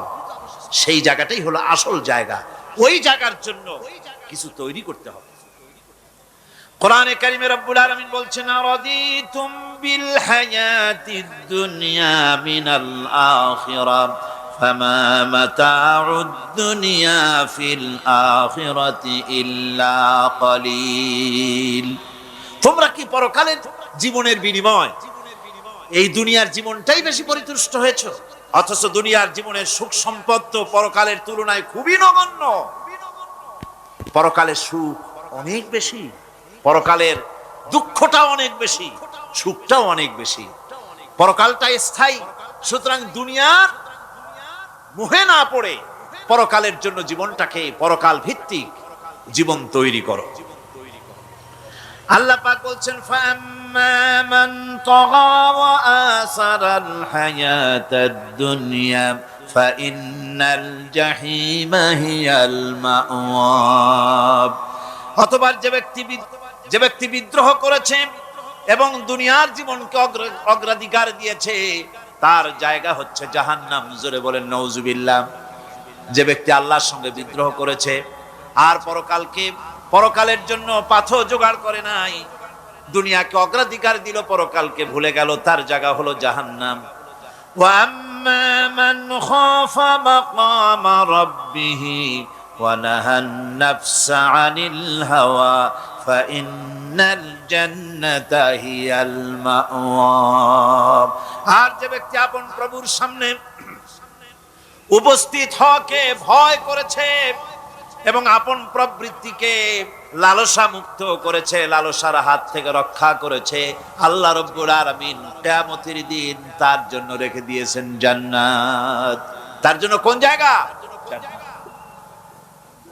আমাদেরকে পরকাল ভিত্তিক জীবন যাপন যদি করি, তাহলে কবরের জবাবগুলি খুব আসান হবে। আর যদি পরকাল ভিত্তিক জীবন যাপন না হয়, কবরটা মুসিবত হয়ে যাবে। হযরত ওসমান রাদিয়াল্লাহু তাআলা আনহু কবরের কাছে গিয়ে খুব কাঁদতেন। সাহাবায়ে কেরাম প্রশ্ন করেছেন, হুজুর, রাসূল করিম সাল্লাল্লাহু আলাইহি ওয়াসাল্লাম যখন জান্নাত ও জাহান্নামের ওয়াজ করেন, তখনও তো এত বেশি আপনি কাঁদেন না, যত বেশি কাঁদেন কবরের কাছে এসে, কারণ কি? হযরত ওসমান রাদিয়াল্লাহু তাআলা আনহু বলতেন, আমার সাথীরা, আমি আমার হাবিবের কাছে, আল্লাহ রাব্বুল আলামিনের রাসূলের কাছে আমি শুনেছি, এই কবরটাই হলো প্রথম স্টেশন, এই কবরটাই হলো প্রথম ইমিগ্রেশন কাউন্টার। এই জায়গায় যদি কেউ ধরা পড়ে যায়, কারো যদি চার্জশিট হয়ে যায়, সব জায়গায় ধরা পড়ে যাবে। হাসরে মিজানে সিরাতে কোনো জায়গায় নাজাত পাবে না। আর এই কবরটা যদি কেউ মুক্তি পেয়ে যায়, মিজান সিরাত হাসর সব জায়গা থেকে আল্লাহ তারে ভালোভাবে পার করে দিবেন। এটা হলো আসল জায়গা, মারাত্মক জায়গা, খুব মারাত্মক জায়গা। আমি এটাকে ইমিগ্রেশন কাউন্টার বলেছি আমার ভাষায়। ইমিগ্রেশন কাউন্টার, যারা বিদেশ ভ্রমণ করেছেন তারা জানেন। লন্ডন যাবেন, আমেরিকা যাবেন, সৌদি আরব যাবেন, যে কোনো বিদেশে যাবেন, গেলেই পাসপোর্ট তারা দেখবে। পাসপোর্টে আপনার ন্যাশনালিটি কোনটা সেটাই তারা জানতে চাইবে। আপনি কোন দল করেন এটা তারা জানতে চাইবে না। আপনি কোন ভাষায় কথা বলেন তাও তাদের জানার দরকার নেই। প্রথমেই তারা আপনার ন্যাশনালিটি দেখবে, আপনার আইডেন্টিটি কি তারা জানতে চাইবে। তারপরে যদি স্যাটিসফ্যাক্টরি হয়, আপনাকে ভিসা দিয়ে ভেতরে ঢোকবার ব্যবস্থা করে দেবে। আর যদি তারা স্যাটিসফাইড না হয়, তাহলে আপনাকে মেহমানখানায় ঢুকানো হবে গ্রেফতার করে। আপনি আন্দাজ এখানে আসছেন কেন? এই জন্য কবর হচ্ছে এ ধরনের একটি ইমিগ্রেশন কাউন্টার। কবরের ভিতরে মানুষ যখনই রাখা হবে, সঙ্গে সঙ্গে দুজন ফেরেশতা আসবে। কবরের কাছে যারা এসেছিল, দাফন হয়ে যাওয়ার পর এই লোকগুলি 40 কদম যেতে যতক্ষণ লাগে, এর মধ্যেই দুজন ফেরেশতা এসে যাবে। এসে জিজ্ঞেস করবে, মান রব্বুকা, তুমি কোন দল করতে? ওটা তাদের জানার দরকার নেই। চাকরি কিসে করতেন ওটা জানার দরকার নেই। ব্যবসা করতেন না চাকরি করতেন, প্রয়োজন নেই। প্রথমেই জিজ্ঞাসা করা হবে ন্যাশনালিটি, প্রথমেই জিজ্ঞাসা করা হবে তার ন্যাশনালিটি সম্পর্কে, তার আইডেন্টিটিটা কি, এবং সেটাকে সত্যায়িত করার জন্য, বোঝার জন্য তিনটি প্রশ্ন। প্রথম প্রশ্ন, মান রাব্বুকা ওয়া মা দীনুকা ওয়া মান নাবিয়্যুকা, তোমার রব কে, তোমার দ্বীন কি, তোমার নবী কে। যদি এই ব্যক্তি বেঈমান হয়, মুনাফিক হয়, সে বলবে হায় হাতা লা আদরি, হায় হাতা লা আদরি, জানি না আমার রবকে, আমি জানি না। তোমার দিন কি, দিন কারে কয় বুঝি না। এরপরে আল্লাহর নবী জনাবে মুহাম্মদ রাসূলুল্লাহ সাল্লাল্লাহু আলাইহি ওয়াসাল্লামকে দেখানো হবে, বলা হবে মা কুনতা তাকুলু ফি হাদার রাজুল, এই ব্যক্তি সম্পর্কে তোমার ধারণা কি নিকে, বলবে আমি চিনি না। নাউযুবিল্লাহ। বাস, এরপরে তার যা হবার তাই শুরু হয়ে যাবে। আর যদি বান্দাটা মুমিন হয়, প্রশ্ন করা হবে মান রাব্বুকা, জবাব দেবে রব্বি আল্লাহ, আমার রব আল্লাহ রাব্বুল আলামিন। ওয়া মা দীনুকা, দীনুনা ইসলাম, আমার দিন হচ্ছে ইসলাম। এরপরে আল্লাহর নবীকে দেখানো হবে। কয়েক রকমের বর্ণনা আছে, কোন বর্ণনায় আছে হুজুরের আকারে দেখানো হবে, অথবা রাসূলকে সরাসরি দেখানো হবে। বলা হবে মা কুনতা তাকুলু ফি হাদার রাজুল, এই লোকটি সম্পর্কে ধারণা কি। মুমিন ব্যক্তি বলবে হাদা নবিয়ুনা মুহাম্মাদুর রাসূলুল্লাহ সাল্লাল্লাহু আলাইহি ওয়াসাল্লাম, ইনি আমার তো সেই নবী মুহাম্মাদুর রাসূলুল্লাহ সাল্লাল্লাহু আলাইহি ওয়াসাল্লাম। আমরা যেন এই রকমের জবাব দিতে পারি, আল্লাহ কবুল করো। সকলে জোরে কোন আমিন।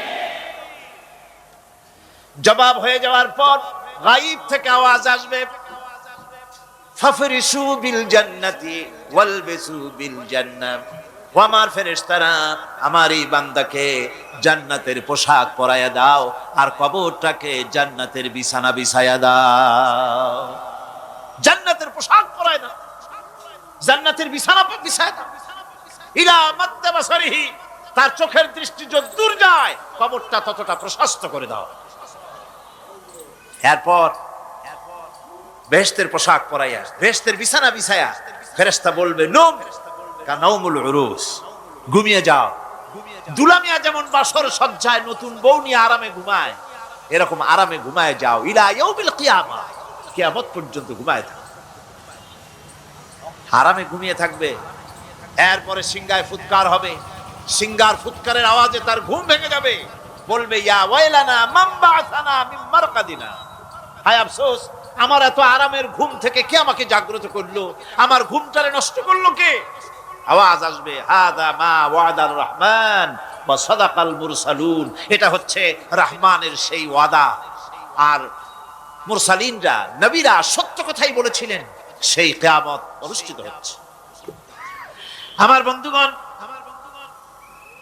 সেজন্য এই দুনিয়ার মোহে পড়ে থাকলে পরে দুনিয়ায় যারা অগ্রাধিকার দিবে দুনিয়াকে পরকালের তুলনায়, জবাব দিতে পারবে না কবরের ভিতরে গিয়া। আর যারা পরকালকে অগ্রাধিকার দিবে, দুনিয়ার চাইতে পরকালকে বেশি অগ্রাধিকার দেবে, আর আল্লাহর ভয় কলিজার ভিতরে রাখবে, কবরের জবাব সঠিকভাবে দিতে পারবে, কিয়ামতের দিন আল্লাহ রাব্বুল আলামিন তাদের জন্য জান্নাত দান করবেন। জোরে বলেন আমিন। দুনিয়াটা হচ্ছে দুনিয়া যেখানে আমরা আসি। আমি আগেই বলেছি দুনিয়া হচ্ছে আদনা শব্দ থেকে এর উৎপত্তি হয়েছে, তুচ্ছ নিকৃষ্ট, এটার দাম নাই, এটার মূল্য নাই। হযরত ইবনে কাইয়িম রাহিমাহুল্লাহ নওয়ারাল্লাহু মারকাদাহু ওয়া জাআলাল জান্নাতা মাসওয়াহু, হযরত ইবনে কাইয়িম তিনি বলছেন, সুন্দর করে বলছেন দুনিয়া সম্পর্কে, মা মাদা ফিদ দুনিয়া আহলামুন ওয়া মা বাকিয়া মিনহা আমানি ওয়াল ওয়াক্তু বাইনাহুমা দাইউন। মা মাদা ফিদ দুনিয়া আহলামুন, জীবনের যে অংশ ফেলে এসেছি সেটা আজ একটা স্বপ্ন। ওয়া মা বাকিয়া মিনহা আমানি, আর জীবনের যে অংশ সামনে বাকি আছে সেটা এখন একটা আকাঙ্ক্ষা। ওয়াল ওয়াক্তু বাইনাহুমা দাইউন, আর এর মাঝখান থেকে সময় সব চলে যাচ্ছে। কত বড় কথা চিন্তা করেছেন? জীবনের যে অংশ ফেলে এসেছি তা আজকে স্বপ্ন, তা আজ কি বলেন? স্বপ্ন। আর সামনে যা আছে সেটা আকাঙ্ক্ষা, আর মাঝখান থেকে সময় সব চলে যাচ্ছে। এরপরে তিনি বলছেন ওয়ামান ইয়াসহাবিদ দুনিয়া ইয়াকুন মিসলা কাবিদিন আলাল মাই খালাতুহু ফুরুজুল আসাবিঈ।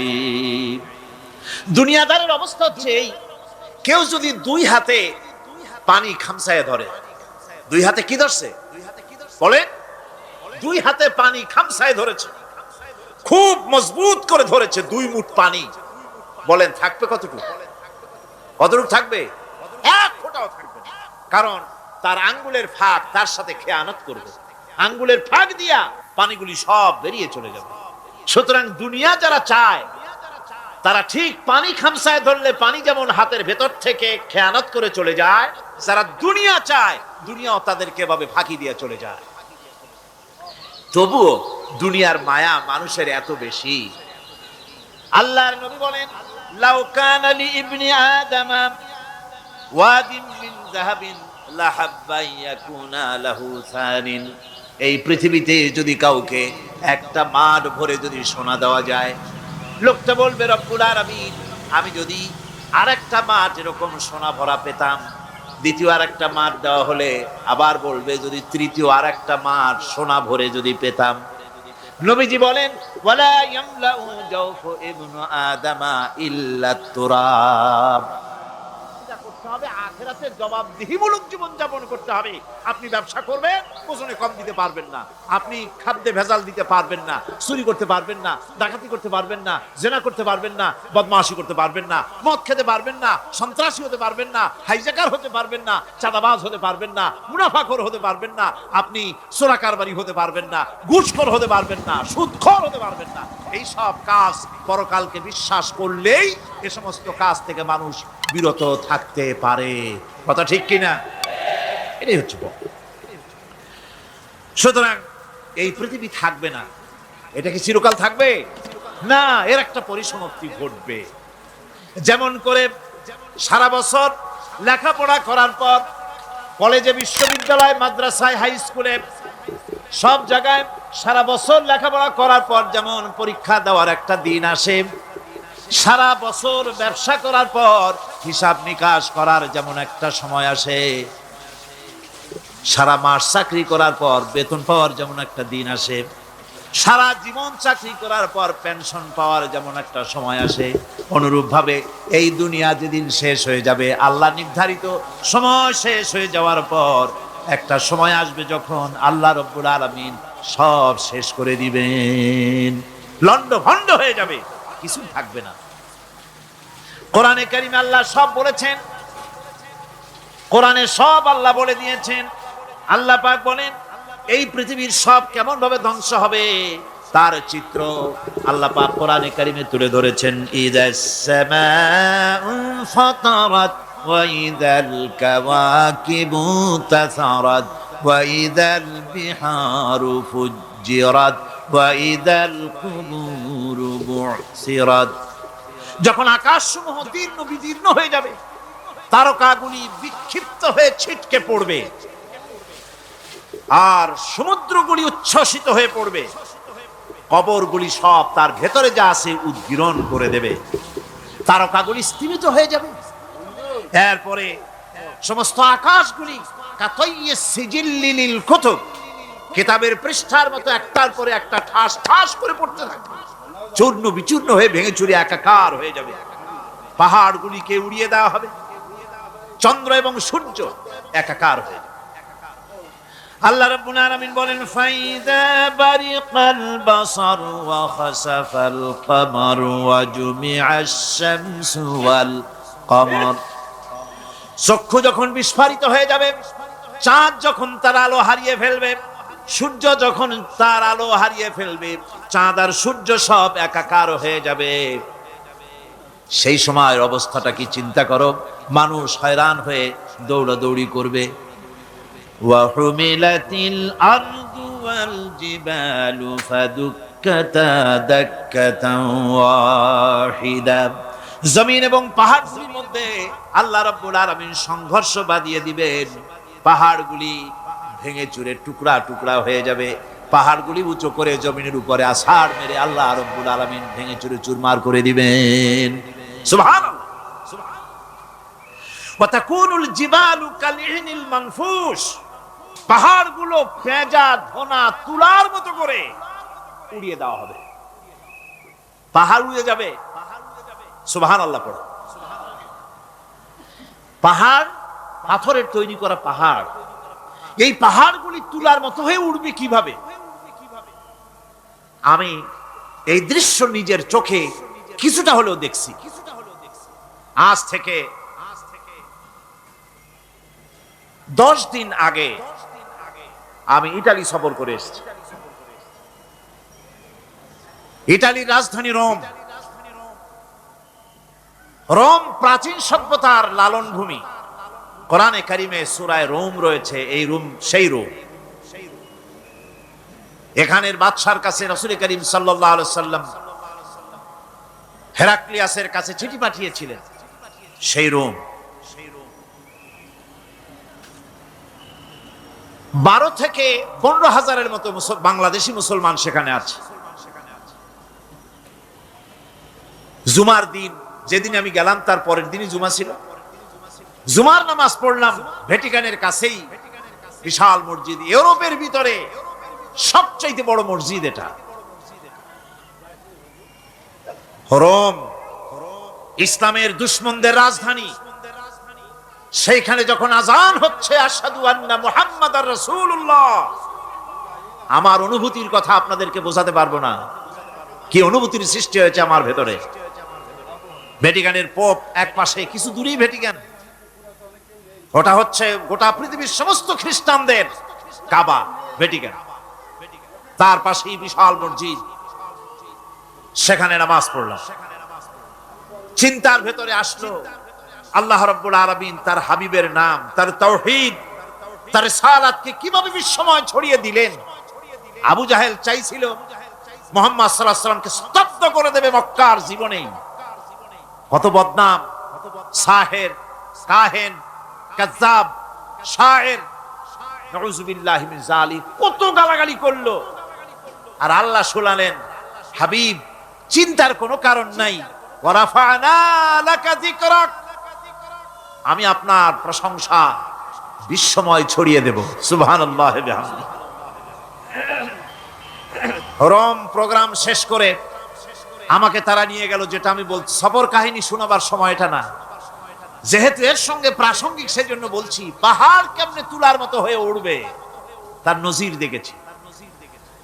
রোম শহর থেকে 300 মাইল দূরে, 300 কিলোমিটার দূরে নেপোলিয়ান বোনাপার্ট তার বাড়ি, এবং ওটা তার নামই একটা প্রভিন্স। ভূমধ্য সাগরের পারে ভিসুভিয়াস, পৃথিবীর সবচাইতে বড় আগ্নেয়গিরি। সেটা দেখাতে নিয়ে যাওয়া হলো আমাকে, যে পাহাড়টা পৃথিবীর মাটি থেকে তার চূড়া হচ্ছে 3 মাইল উঁচু। এর 2 মাইল গাড়িতে করে ঘুরে ঘুরে যাওয়া যায়, এরপর আর গাড়িতে যাওয়া যায় না, বাকিটুকুন যেতে হবে হেঁটে হেঁটে। পাহাড়ের উপরে অক্সিজেন কম, বেশ কষ্ট হচ্ছিল উঠতে। জীবনে প্রথম পাহাড়ে চড়েছি, জাবালে নূর, রাসূল করিম সাল্লাল্লাহু আলাইহি সাল্লামের উপরে যেখানে ওহী হয়েছিল সর্বপ্রথম। পাহাড় চড়ার একটা অভিজ্ঞতা ওখান থেকে আমার কিছুটা হয়েছিল। খুব কষ্ট হলো বাকি 1 মাইল উঠতে।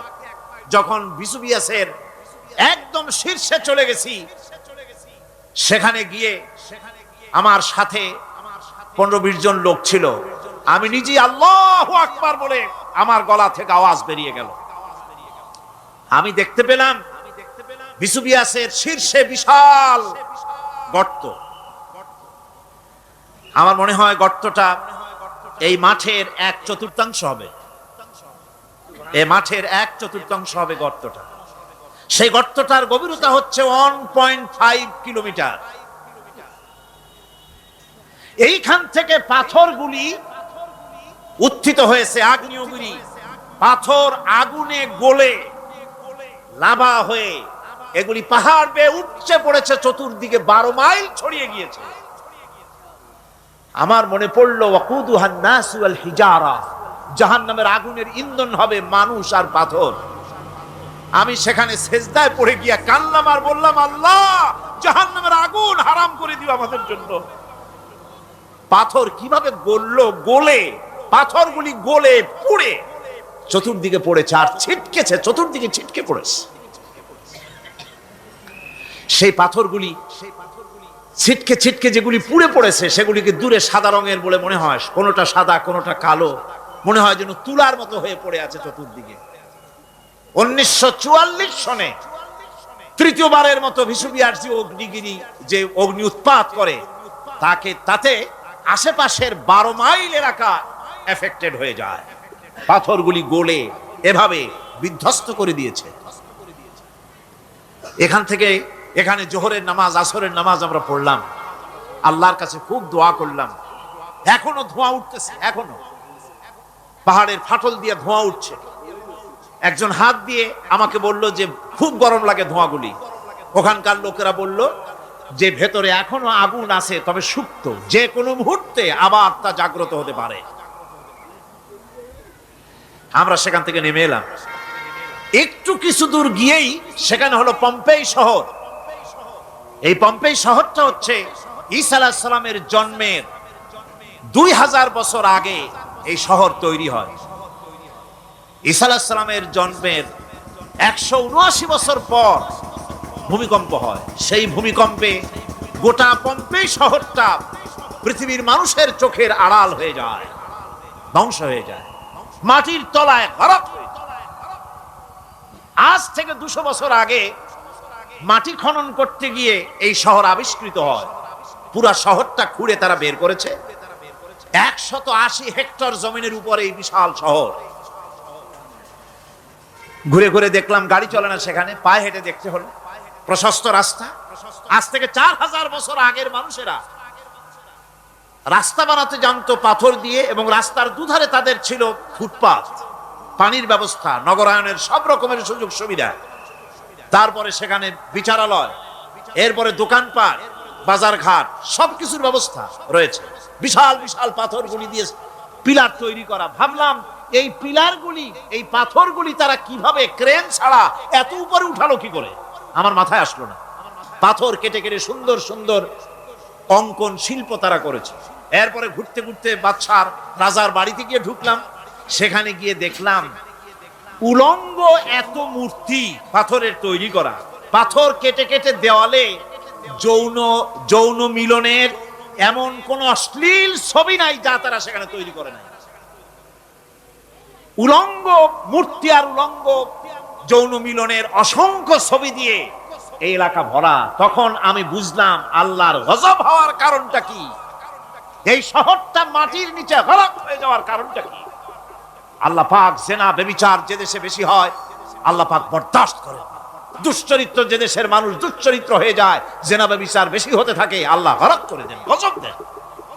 এই গজব এক এক সময় এক এক রকমের হয়ে আসে।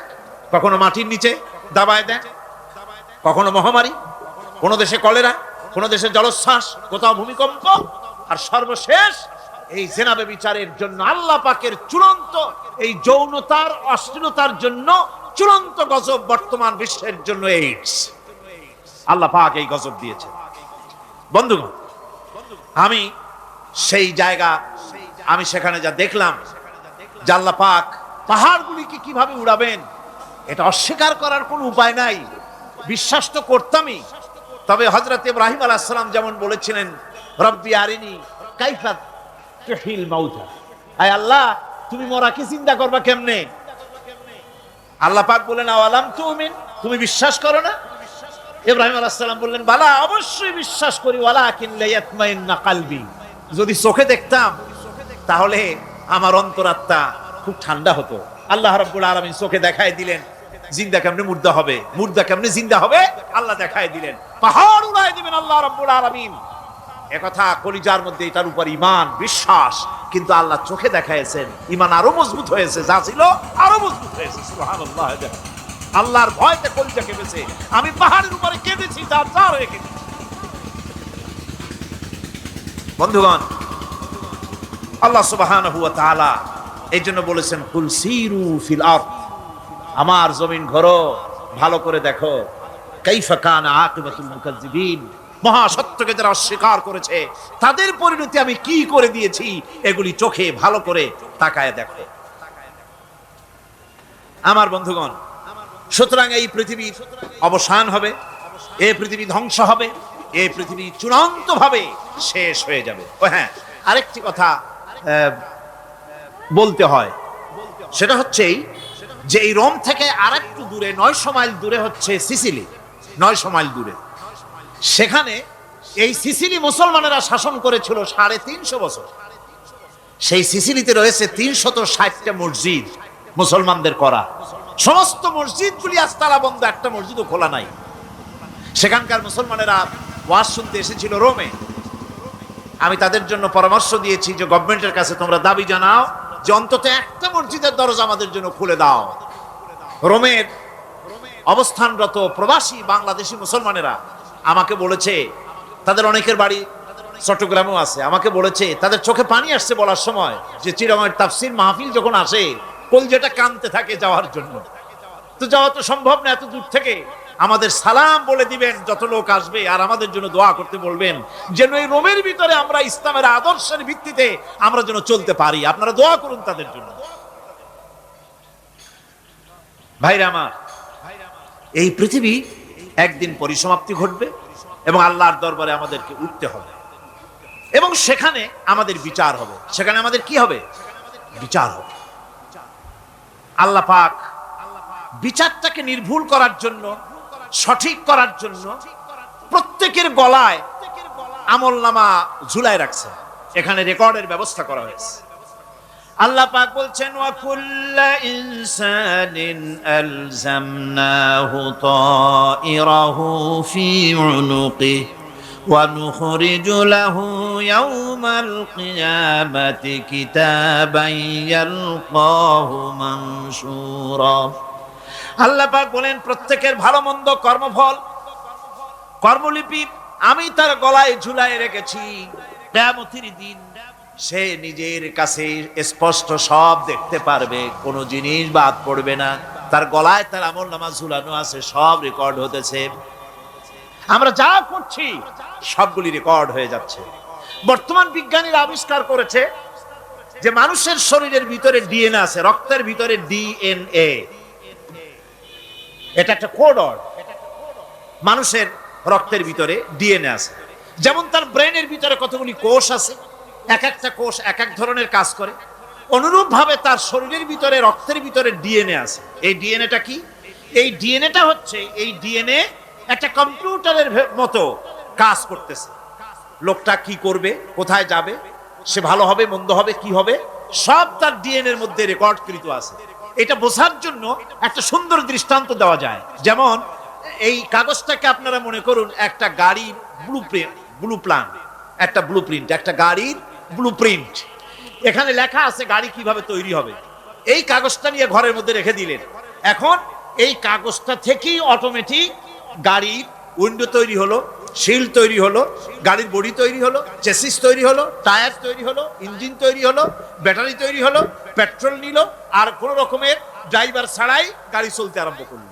এই কথাটা যদি মনের মাথার মধ্যে আনতে পারেন যে এটা কিভাবে হইতে পারে, এতে লেখা অনুযায়ী যেভাবে হওয়া যদি সম্ভব হয়, অনুরূপ ভাবে মানুষের রক্তের ভিতরে ডিএনএ এরা আবিষ্কার করেছে। এর ভিতরে মানুষের ভালো মন্দ, কোথায় যাবে কি করবে, সবকিছু এর মধ্যে রয়েছে। কোরআনে কারিমে আল্লাহ রাব্বুল আলামিন, আমি গত বছরও বলছিলাম যে বিজ্ঞানের আবিষ্কার যত বাড়বে কোরআন বোঝা মানুষের জন্য তত সহজ হবে। কোন সুবহানাল্লাহ। কোরআন বোঝা মানুষের জন্য তত সহজ হবে। সুতরাং মানুষের গলার সাথে আল্লাহ পাক বলছেন যে একটা আমলনামা আমি ঝুলাই দিয়েছি তার গলার সাথে, সে যা করতেছে ওখানে সব লিপিবদ্ধ হচ্ছে, কম্পিউটারাইজড, কম্পিউটারের মতো এগুলি সব গ্রহণ করতেছে। এগুলি কিয়ামতের দিন তার সামনে হাজির করা হবে। কিয়ামতে যখন আমলনামা তার সামনে দিয়ে বলা হবে ইকরা কিতাবাকা কাফা বিনাফসিকাল ইয়াওমা আলাইকা হাসিবা, তাকে বলা হবে নিজের কর্মলিপি নিজেই পড়ো। আজ তুমি তোমার নিজের হিসাব নিতে যথেষ্ট। বন্ধুগণ, এই মাহফিলে যত লোক আমরা বসে আছি, আমরা আমাদের হিসাব নিতে যথেষ্ট না আরেকজন লাগবে? কোন আমরা যথেষ্ট কিনা? কথা বোঝেন নাই? আমি বলতে চাইছি এটা, আমরা যদি এখন চোখ বুঝে চিন্তা করি যে পিছনের জীবনে কি করেছি, মনে পড়বে নাকি পড়বে না? বলেন, সবাই পড়বে কি পড়বে না? ছোটবেলায় কবে পায়ের নিচে কাটা ফুটেছিল, কবে কোথায় আছাড় খেয়েছিলেন, কবে কার বেল তাল আম কাঁচা আম চুরি করে খেতে গিয়ে কিল খেয়েছিলেন, তাড়া খেয়েছিলেন, তাকে এখন মনে নাই? আছে। তাহলে কিল, ওই তাল বেল চুরি করতে গিয়ে যে কিলটা খাইছিলেন সেটাও মনে আছে, ভালো মন্দ সব মনে আছে। তাহলে কোন হোটেলের রুমে কি করছিলেন, কোন স্কুলে কোন কলেজে কি করছিলেন, তারপরে জীবনে ছোট বড় ঘটনাগুলি চোখ বুঝতে মনে পড়বে না? এবার হিসাব করেন, মনে যদি পড়ে এবার হিসাব করেন আপনি জান্নাতি না জাহান্নামী। আপনি আপনার নিজের হিসাব নেওয়ার জন্য যথেষ্ট। তাকে হিসাব করতে বলা হবে, তোমার হিসাব, তোমার নিজের হিসাব নেওয়ার জন্য তুমি যথেষ্ট, তোমার হিসাব তুমি নিজেই করো, এটা পড়ো। আর সেই কিয়ামতের দিন কোনো সাহায্যকারী মিলবে না। লান তানফাকুম আরহামুকুম ওয়ালা আওলাদুকুম ইয়াউমাল কিয়ামা। লান তানফাকুম, কিয়ামতের দিন কোনো ফায়দা হবে না, অবশ্যই কোনো ফায়দা হবে না, কোনো উপকারে আসবে না। কিয়ামতের দিন তোমার সন্তান, তোমার স্ত্রী, তোমার মাল, তোমার সম্পদ কোনো উপকারে আসবে না। কিয়ামতের ময়দানে সেদিন সব তোমার সাথে বিচ্ছিন্ন করবে, সব পালায় যাবে। সেখানে উৎকোষেরও কোনো কারবার নাই যে ঘুষ টুস দিয়া, ফেরেশতাদের কোনো রকম বুঝবাজ দিয়া, আলাদা কোনো চোরাগলি পথ দিয়া একেবারে ফুট করে ভেসতে চলে যাবেন, এমন কোনো সুযোগ নাই। অনেকে বলে, হুজুর এমন কিছু দোয়া শিখায় দেন যাতে ওই সব জেহাদ বোমা এগুলি খুব ভয় পাই, ওসব রাস্তা টাস্তা না, খুব সহজে কিছু দোয়া দুরূদ করিয়া আস্তে করে জান্নাতে চলে যাওয়া যায়, এরকম একটা দোয়া, এরকম একটা পথ বলে দেন। আমি বলি, ভাই এরকমের কোন চোরাগলি আমার রাসূল আবিষ্কার করতে পারেন নাই। আল্লাহর পয়গম্বরের ওই ধরনের পথ, কোন পথ আবিষ্কার করতে পারেন নাই। সেখানে কিয়ামতের দিন কাউকে উৎকোষ গ্রহণ করার কেউ নাই, উৎকোষ দেওয়া যাবে না। আর উৎকোষ দিবি না কি? আপনার কাছে কিছু নাইও, থাকলেও নেওয়ার কেউ নাই। এই দুনিয়ায় ফাঁকিবাজি করে বহুত কিছু করা যায়, কিন্তু কিয়ামতের মাঠে এগুলি কিছুই চলবে না। আল-ইয়াওমা লা ইয়ানফা'ু মালুন ওয়ালা বানুন। কিয়ামতের দিন ধন সন্তান সন্ততি আর সম্পদ কোনো কাজে লাগবে না। সেদিন শুধু আমল, আমল যদি ভালো হয় কাজে লাগবে, আমল খারাপ হবে সব শেষ হয়ে যাবে। আল্লাহ রাব্বুল আলামিন নবীজিকে ডেকে বলেছেন, নবী আপনি বলেন, কুল মা কুনতু বিদআম মিনার রাসূল, আপনি বলুন আমি কোন নতুন রাসূল নই, আমার আগে অনেক নবী রাসূল পৃথিবীতে এসেছেন, তারা বিদায় হয়ে গেছেন। আমি জানি না কিয়ামতের দিন আল্লাহ রাব্বুল আলামিন আমার সাথে কি ব্যবহার করবেন, আর আমি এও জানি না যে কিয়ামতের দিন আল্লাহ পাক তোমাদের সাথে কি ব্যবহার করবেন। এই আয়াত নাযিল হওয়ার পর আল্লাহর হাবিব তার মেয়েকে ডাকলেন, জামাইকে ডাকলেন, নাতিদেরকে ডাকলেন, আহলে বাইতদেরকে ডাকলেন, আর বললেন, ও আমার মেয়ে কলিজার টুকরা ফাতেমা গো শোনো, কেবলমাত্র আয়াত নাজিল হয়ে গেল, আল্লাহ পাক আমাকে শোনাচ্ছেন কিয়ামতের দিন আমি জানি না আমার সঙ্গে কি ব্যবহার করা হবে, আর এও জানি না যে তোমাদের সাথে কি ব্যবহার করা হবে। ও আমার কলিজার টুকরা মেয়ে ফাতেমা, কিয়ামতের দিন মুহাম্মদ সাল্লাল্লাহু আলাইহি সাল্লামের মেয়ে, এই হিসাবে তোমার নাজাতের ফয়সালা হবে না। ও আমার কলিজার টুকরা নাতি হাসান আর হোসেন, কিয়ামতের দিন মুহাম্মদ সাল্লাল্লাহু আলাইহি সাল্লামের নাতি হিসাবে ফয়সালা হবে না। ও আমার জামাই হযরতে আলী, কিয়ামতের দিন আমার জামাই হিসাবে নাজাতের ফয়সালা হবে না। আমল যদি ভালো হয় ফয়সালা ভালো হবে, জান্নাতে চলে যাবে। আমল যদি খারাপ হয় কার নাতি কার জামাই দেখা হবে না। সুবহানাল্লাহ। কঠিন কিয়ামতের মাঠ। এই পরকালের বিশ্বাস যদি কলজার মধ্যে ঢোকে মানুষ ভালো হয়ে যাবে। কোন সুবহানাল্লাহ। আপনারা কোন মানুষের চরিত্র ভালো কি পুলিশে বানাইতে পারবে? আপনাদের দৃষ্টিতে পারবে? কথার জবাব যে দিলেন না। পুলিশে কি মানুষের চরিত্র ভালো বানাইতে পারবে? পুলিশের চরিত্র ভালো বানাবে কেনা, সেটাই তো কথা। মানুষের চরিত্র যাতে ভালো থাকে, মানুষের জন্য খারাপ কাম না করে, সেজন্য পুলিশ। পুলিশ যাতে খারাপ কাম না করে, সেজন্য আরো একটা ডিপার্টমেন্ট আছে না? তারা যাতে খারাপ কাজ না করে, সেজন্য আর একটা আছে। এন্টি করাপশনের আবার এন্টি করাপশন আছে, তার উপর আবার এন্টি করাপশন আছে। এন্টিটার অভাব নাই।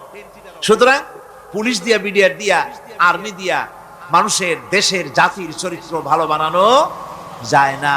রাসূলুল্লাহ এ দিয়ে বানান না, এটা ইসলামের নিয়ম নয়। পুলিশ দিয়া, আর্মি দিয়া দেশের মানুষের চরিত্র ভালো বানানো যায় না। চরিত্র ভালো বানানো যায় কেবলমাত্র পরকালের ভয় দিয়া। কিসের ভয় দিয়া? প্রকৃতপক্ষে সৎকারী মুমিন, ভালো কাজ করা, প্রকৃত মুমিন, সত্যিকারের ভালো মানুষ, সত্যিকারের ইমানদার হওয়ার জন্য 10টি কাজ লাগবে। কয়টি কাজ? 10টি কাজ লাগবে। সেই 10টি কাজের একটি কাজ গত বছর আপনাদের খেদমতে আরজ করা হয়েছে, 2টি বলা হয়েছে। বাকি আজকে বললাম আরেকটা, হয়ে গেল 3টা। বাকি আছে কয়টা? 7টা বাকি আছে, আরো 7টা। পরকাল ভিত্তিক জীবন যাপন যদি করতে পারি, তাহলে আমরা হব দুনিয়ার শ্রেষ্ঠ মানুষ। কোন আলহামদুলিল্লাহ।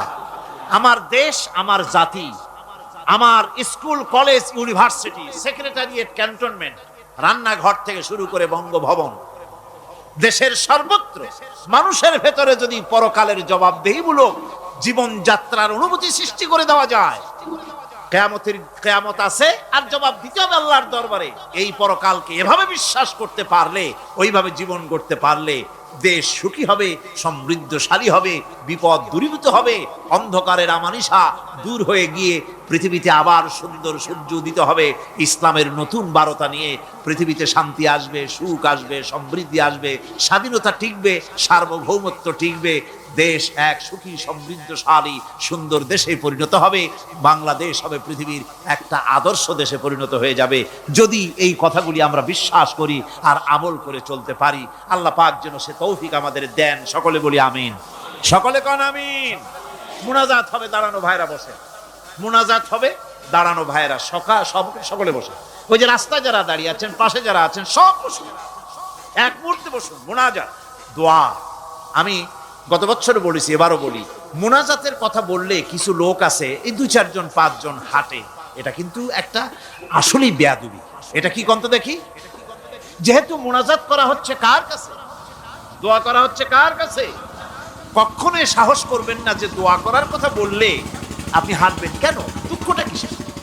মুনাজাত করিয়া উজু লাগে, উজু করে আসবেন, নামাজ পড়বেন জামাতে। অবশ্যই আলোচনাগুলি খুবই গুরুত্বপূর্ণ।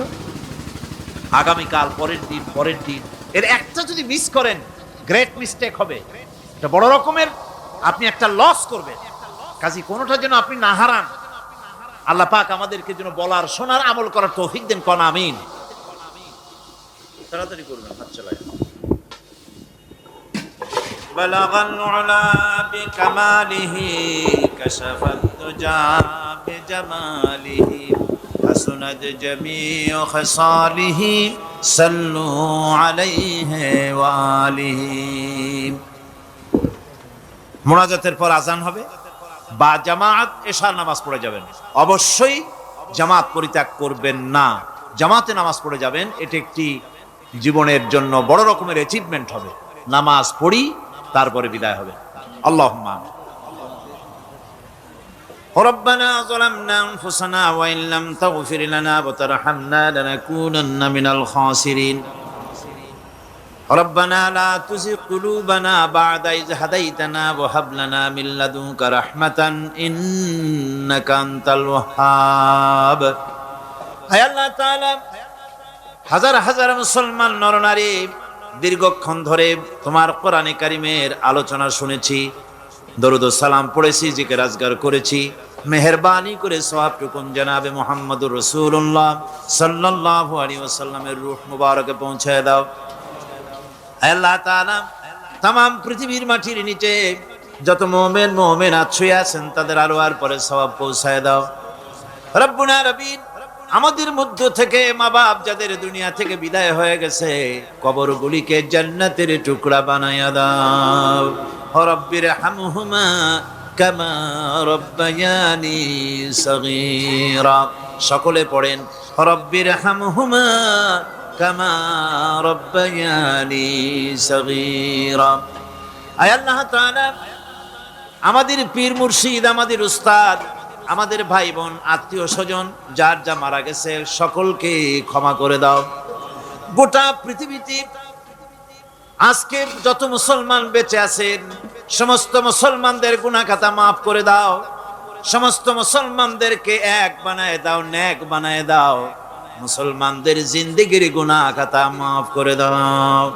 হায় আল্লাহ তাআলা, আমরা সারা জীবন গুনাহ করেছি, গুনাহ করে জীবনটারে নষ্ট করে ফেলেছি। মাবুদ গো, দয়া করে জীবনের সব গুনাহগুলি আজ তুমি ক্ষমা করে দাও। আয় আল্লাহ তাআলা, কোরআনে কারীমের মাহফিলকে আমরা থাকবো না, আমরা তো চলে যাব, বিদায় হব। আয় আল্লাহ, এই মাহফিল যেন শেষ না হয়, কিয়ামত পর্যন্ত প্রতি বছর মাহফিল হতে পারে কোরআনের। এই যাত্রা যেন ভঙ্গ না হয়ে যায়। আয় আল্লাহ তাআলা, এই পবিত্র অনুষ্ঠান যেন শেষ না হয়ে যায়, প্রতি বছর হতে পারে। তুমি মেহেরবানি করে এই সিলসিলা জারি রেখে দিও। কোরআনে কারীমের আজমত, কোরআনের বরকত দিয়ে আল্লাহ তুমি আমাদেরকে মালামাল করে দাও। তোমার শেষ হেদায়েতের, সর্বশেষ হেদায়েতের কিতাবকে আমরা যেন আমাদের জীবনের হেদায়েতের উৎস হিসেবে গ্রহণ করতে পারি, আমল করতে পারি, তৌফিক আমাদের দিয়া দাও।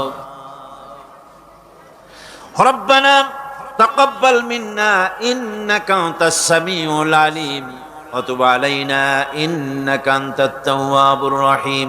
সুবহানা রাব্বিকা রাব্বিল ইজ্জাতি আম্মা ইয়াসিফুন ওয়া সালামুন আলাল মুরসালিন আলহামদুলিল্লাহি রাব্বিল আলামিন। ওয়াজআল আখিরা কালিমাতিনা ইনদাল মাউত লা ইলাহা ইল্লাল্লাহু মুহাম্মাদুর রাসূলুল্লাহ।